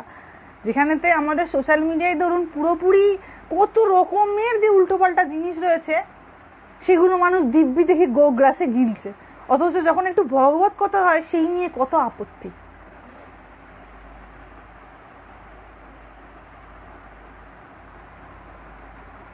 গুরু তখনই আসবেন যখন শিষ্য ঠিক হবে, তাই না? শিষ্যের যদি আধার ঠিক থাকে, গুরু আপনি আসবেন। মাতাজি কি করে রাগ, দেশ, হিংসা, অভিমান ত্যাগ করা যায়। ভগবানের প্রেম হোক, আপনি হয়ে যাবে সব। হ্যাঁ, এটা ঠিক। সব থেকে কঠিন কাজ হচ্ছে নিজের মনকে নিয়ন্ত্রণ করা। আর নিজের মনকে যখন নিয়ন্ত্রণ হয় না, সঠিক পথে যাওয়া হয় না, তখনই আমাকে ওই 4টি ভেগ ধারণ করতে হয়। ধরুন কেউ কারু স্ত্রী,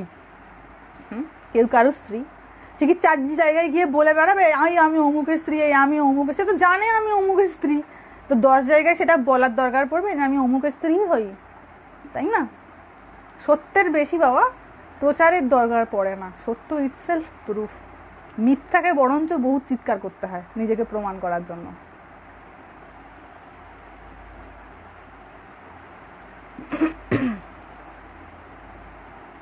আচ্ছা, এই প্রসঙ্গে অনেকে দেখলাম আমাকে প্রশ্ন করেছেন একটা জিনিস, এই যে বিভিন্ন ধরুন প্রচুর আমার কাছে কুমন্তব্য এসছে একাধিক, বাপরে মানুষের কি জ্বলন, ওই শিব বড় না কৃষ্ণ বড়, এই যে এটা বানানো হয়েছিল না আমাদের ওই আপনার যে রিলসটা বানানো হয়েছিল, সেই নিয়ে বহুত আমাকে যা তা কথা বলেছে। কেন বলেছে আমি জানি না, কি সমস্যা তাদের, আপনি শাস্ত্র পড়েননি, আপনি জানেন না, অমুক জানেন না, তমুক জানেন না, সব কোথা থেকে কি সব সংহিতা থেকে কোট আনকোট করে সব বিভিন্ন জন পাঠিয়েছেন।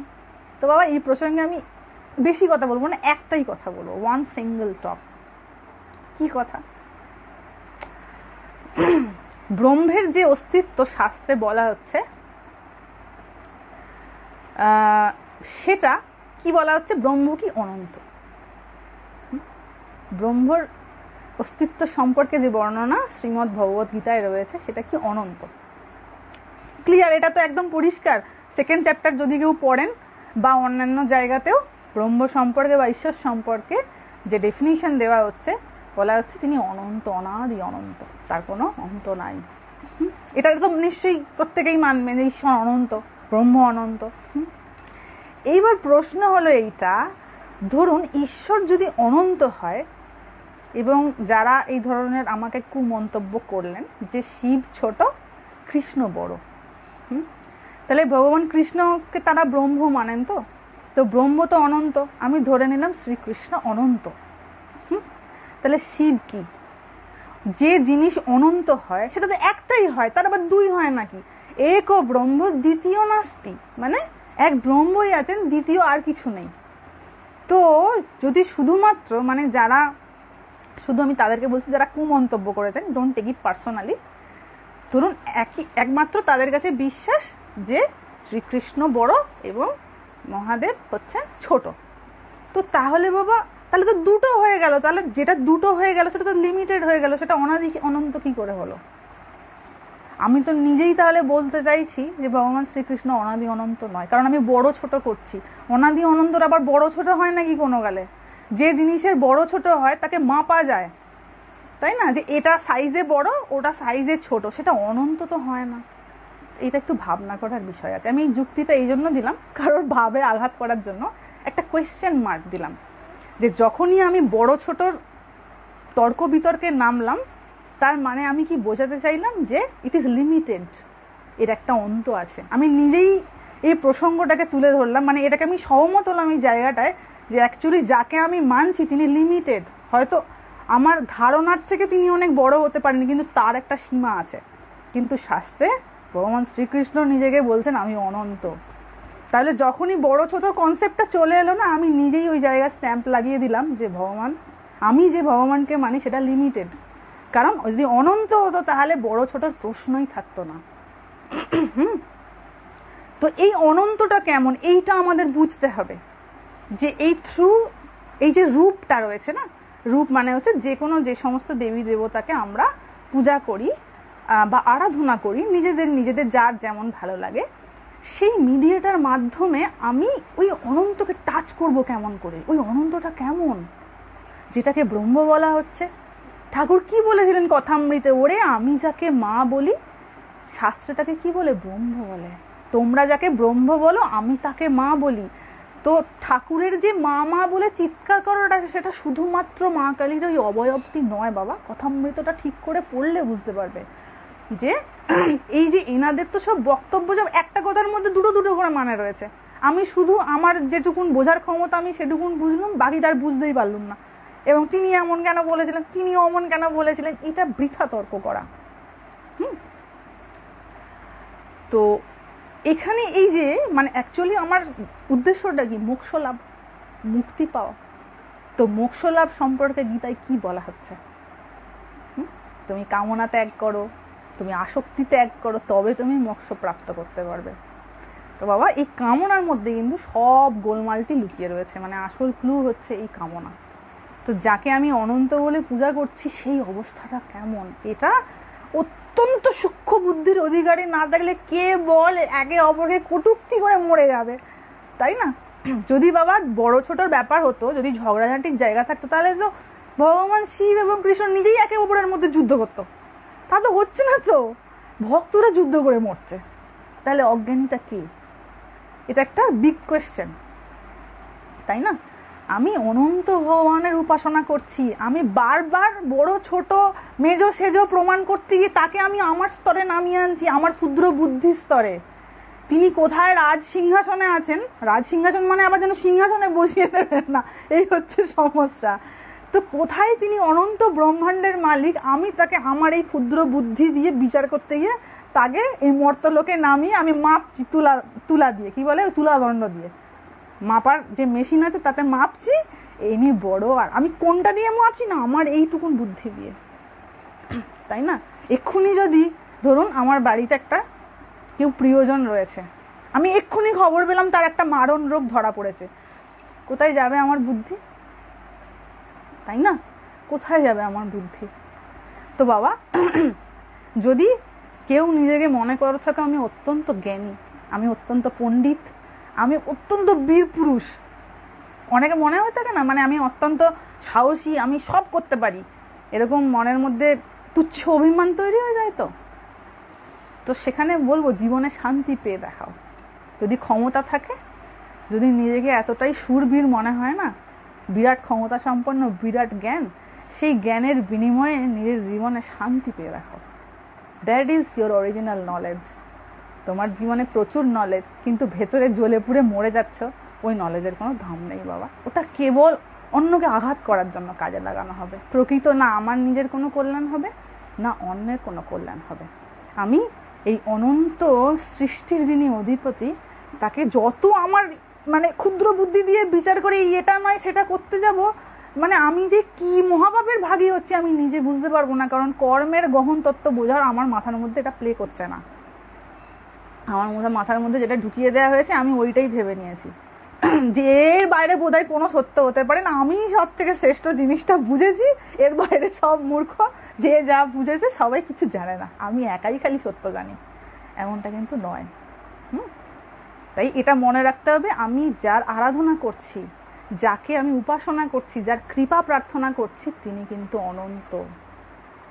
ওই রূপটা দেওয়া হয়েছে, ইট ইজ আ মিডিয়া, তাই না? রূপটা যখন থাকবে, মানে ধরুন কেউ ধরুন দেহ ধারণ করে এসেছে, একটা জিনিস ভালো করে দেখবেন, ধরুন কারুর জন্ম হয়েছে, মানে পিতা মায়ের গর্ভ থেকে জন্ম হয়েছে, তো তাকে কিন্তু দেহত্যাগ করতেই হবে, সে যত বড় ব্যক্তিত্বই হোক না কেন, যত ক্ষমতার অধিকারী হোক না কেন। হয়তো দেখা গেল সে অনন্ত ক্ষমতার অধিকারী, কিন্তু দেহত্যাগ তাকে করতেই হবে। এই প্রকৃতির নিয়মের বাইরে কেউ যেতে পারবে না। মানে অ্যাপিয়ারেন্স যখন হয়েছে, দেহ যখন প্রকটিত হয়েছে, তখন সেই দেহের কিন্তু ডিসঅ্যাপিয়ারেন্সও হবে, হতেই হবে, এটা কেউ আটকাতে পারবে না। অনেক বড় বড় মহাপুরুষরা এসেছেন, শরীর ধারণ করে এসেছেন, তাদের সবাই শরীর ত্যাগ করে যেতে হয়েছে। প্রকৃতির এই নিয়মকে কেউ পাল্টাতে পারবে না, তারা ওই অনন্তের আভাস দিয়ে চলে গেছেন। শাস্ত্রে কি বলা রয়েছে, শ্রীরামকৃষ্ণদেব বলছেন শাস্ত্রে ওই অনন্তের আভাস দেওয়া রয়েছে, জানো তো তিনি এইরকম, তিনি ওই রকম, কিন্তু বাস্তবিকভাবে তিনি কিরকম সেটা বোঝার জন্য ওই অনন্তের সঙ্গে যোগাযোগ স্থাপন করতে হবে। হ্যাঁ, তখন বুঝতে পারা যাবে।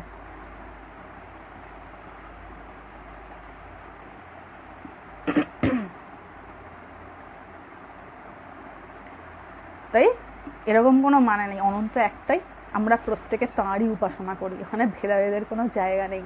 যত ভেদাভেদ করবো ওটা আমার নিজের বুদ্ধির লিমিটেশন, সেই লিমিটেড বুদ্ধি দিয়ে আমি ওই অনন্ত তত্ত্বকে লিমিটেড করে নিয়েছি। চশমা দিয়ে যেমন দেখতে পাচ্ছি এইটুকুন জগৎ বোধহয়, দুটো চোখ দিয়ে এইটুকুন দেখা যাচ্ছে, আমি ভাবছি এইটুকুনি বোধহয় জগৎটা, কিন্তু বাস্তবিকভাবে তো তা নয় বাবা। ট্যাক্সও দিতে হবে, হ্যাঁ, দেহ ধারণ করলে তার ট্যাক্সও দিতে হবে। ঠিক ঠিক ঠিক।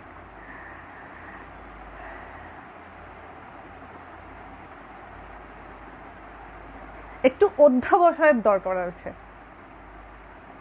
হ্যাঁ, সে বড় তো কঠিন কাজ বটেই বাবা। সেই জন্য জানার জায়গাটা, রাস্তাটা খোলা রাখতে হবে, যে আমি জানতে চাই, আমি তো জানি না, আমি তো বুঝতে পারছি না জিনিসটা কেমন, আমি তো এখনো পর্যন্ত বুঝে উঠলাম না যে ভগবান কেমন জিনিস, কই আমার বুদ্ধিতে তো সেটা ধরা পড়ছে না, তাহলে নিশ্চয়ই আমার কাছে কোথাও খামতি থেকে যাচ্ছে। আমি কেন সেই জিনিসটাকে নিয়ে তাহলে পড়ে থাকতে পারছি না, কেন আমার মনটা বারবার এদিক ওদিক ছুটছুট করছে? এটাই তো সব থেকে বড় প্রশ্ন, তাই না?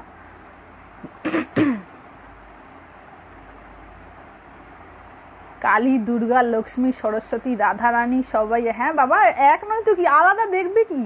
আলাদা কোনো জায়গায় নেই। দেখবে, তোমাদের একটা এক্সাম্পল দিই, ধরো তুমি যত আর্থের কাছাকাছি থাকবে না, হয়তো কোনো বিল্ডিংয়ে উঠে দেখলে বাড়িগুলো সব দেখা যাচ্ছে, একটা ছোট বাড়ি, একটা বড় বিল্ডিং, একটা ফাঁকা মাঠ দেখতে পাওয়া যাচ্ছে।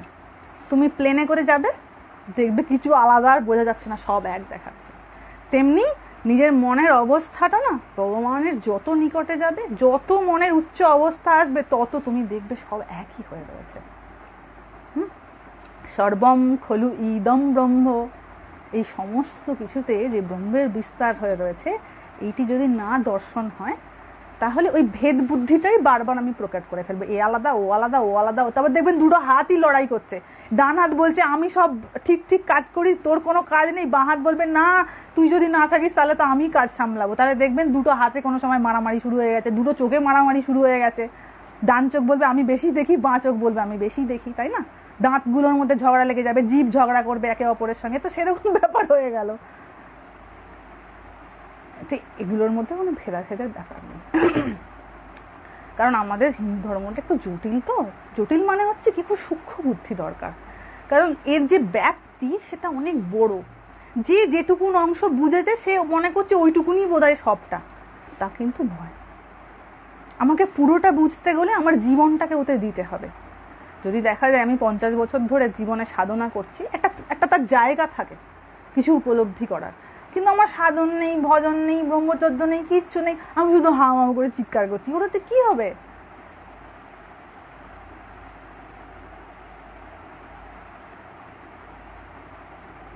উপরের দিকে যত উঠবেন দেখবেন সব সেম হয়ে গেছে, কি মাঠ, কি সব বাড়ি, বিল্ডিং সব এক, মেঘই দেখা যায়, নিচটা তো অনেক সময় দেখতেই পাওয়া যায় না, শুধু মেঘ, মনে হবে মেঘের ওপর ভাসছি। যে যে অবস্থায় থাকে তার মনে হয় সেই অবস্থাটা সত্য, শুধুমাত্র এইটুকুন ভ্রম দূর করা, এর বাইরেও। ঠাকুর এটাই তো বলে গিয়েছিলেন, ওরে তারে বাড়া আছে। একটা উদাহরণ ছিল না, কথামৃত পড়লে দেখতে পাবেন, ওই লোহার কুঠার, তারপরে রূপোর কুঠার, সোনার কুঠার, একটু একটু করে এগোচ্ছে, সে তার থেকেও মূল্যবান জিনিস পাচ্ছে। তো ঠাকুর বলছেন ওরে তারে বাড়া, ওটাও ত্যাগ করে এগিয়ে যায়, এর থেকেও আরো বড় জিনিস পাবি। তো ওটাই বলছি, যে যে অবস্থায় যতটুকুন বোধ করতে পেরেছেন, এমনটা কোনোদিন বোধ না হয় যে এইটাই বোধহয় সর্বশ্রেষ্ঠ অবস্থা, তার বাইরে বোধহয় কিছু নেই, আরো অনেক কিছু রয়েছে, তাই না? এবং এটি যারা বুঝতে পেরে গেছেন তারা আমাদের রাস্তা দেখিয়েছেন, আমরা সেই পথে যতটা চলতে পারবো ততটা বুঝতে পারবো, তার বাইরে তো বোঝার উপায় নাই। এবার যতটুকুন এই জন্মে যতটুকুন বুদ্ধি শুদ্ধি, যতটুকুন শিক্ষা সংস্কার হয়ে যা বুঝলাম, এবার যদি অপকর্ম করা থাকে, তার জন্য দেখা যাবে কোনো একটা এমন ঘরে আমার জন্ম হলো, পরবর্তীকালে সেখানে হয়তো দারিদ্রতায় জ্বলে পুড়ে মরে যাচ্ছি, দারিদ্রতা থেকে উদ্ধার হতেই 50 বছর চলে গেল, তারপরে ভগবানের চিন্তা করবো কখন, তাই না? তাই ভগবান যাদেরকে একটু আর্থিক সঙ্গতি দিয়েছেন, একটু শরীর ভালো রয়েছে, একটু বুদ্ধির ক্ল্যারিটিও রয়েছে, সঠিক গুরু পেয়েছেন, তারা সেটাকে সঠিকভাবে ইউটিলাইজ করুন, নিজেকে বড় প্রমাণ না করতে গিয়ে। কারণ ভগবান শ্রীকৃষ্ণ, আপনারা অদ্ভুত হয়ে যাবেন যদি মহাভারতের এই জায়গাগুলো পড়েন, যখন যুদ্ধ হয়ে গেছে, ভগবান শ্রীকৃষ্ণ দর্শন করতে এসেছেন, যুধিষ্ঠিরকে তো বড় দাদা ছিলেন, যুধিষ্ঠির আর ভীমকে ভগবান প্রণাম করছেন। আর নকুল সহদেব বয়সে ছোট ছিল ভগবান শ্রীকৃষ্ণের থেকে, তারা ভগবান শ্রীকৃষ্ণকে প্রণাম করছেন। আর অর্জুন যেহেতু সমবয়সী ছিল, অর্জুনকে একেবারে বুকে জাপটে ধরেছেন। তো এই চিত্রগুলো যখন আপনি মনে মনে অঙ্কন করতে শুরু করবেন, তখন দেখবেন সবকিছু সামনে ধোঁয়াশা লাগছে, মনে হচ্ছে এক ভগবানই সত্য, এক জগৎ অনিত্য। তিনি শ্রী ভগবান হয়ে গিয়ে কাকে কিরকম রেসপেক্ট দিচ্ছেন, কতজনকে। যেখানেতে মহাভারতের ওই শান্তি প্রস্তাবের জায়গায় যেখানে আমরা দেখি যে তার জন্য স্বর্ণ আসন দেওয়া হয়েছে, আর সেখানে বহু ঋষিরা এসে উপস্থিত হয়েছেন ভগবানের কথা শুনবেন বলে, শ্রী ভগবান কি বলছেন, আগে তাদের সম্মানের ব্যবস্থা করা হোক, তাদের পাদ্য অর্ঘ্য দিয়ে তাদের পূজা করা হোক, তাদের আসন দেয়া হোক, তাঁরা বসবেন, তারপরে বাকিরা আসন গ্রহণ করবে এবং আমিও তারপরেই বসবো। তিনি কোথাও কাউকে এটা জাহির করতে যাননি আমি শ্রেষ্ঠ, আমি শ্রেষ্ঠ, তাই না? তো এইটা তার কাছ থেকে আমাদের শিক্ষণীয়, যে তিনি এত ক্ষমতার অধিকারী হয়ে যদি তার মধ্যে এত বিনয় থাকতে পারে, আমি তো সাধারণ তুচ্ছ তাচ্ছিল্য মানুষ, আমার কি ক্ষমতা রয়েছে বাবা, তাই না? পোকামাকড়ের মতন জন্মেছি, কিছু একটু হলো পোকামাকড়ের মতন মরে যাব, কবে মরে যাব তারও ঠিক নেই, তাই না? কালকে মরে যেতে পারি, পরক্ষণেই মরে যেতে পারি, কোনো ঠিক ঠিকানা আছে যে আমি কতদিন বাঁচবো? হ্যাঁ, ভগবান আমাকে একটা কিছু লিখে দিয়েছে, তুমি এতদিন বাঁচবে, তা তো নয়। তাই যতদিন জীবন থাকবে ততদিন যাতে ভগবানের ভক্ত হয়ে ভগবানের শরণাপন্ন হয়ে জীবন কাটানো যায়, এইটি প্রচেষ্টা, বা এইটাই হচ্ছে আমাদের জীবনের প্রাপ্তি। ঠিক আছে, সবাই ভালো থাকবেন। হরি ওম।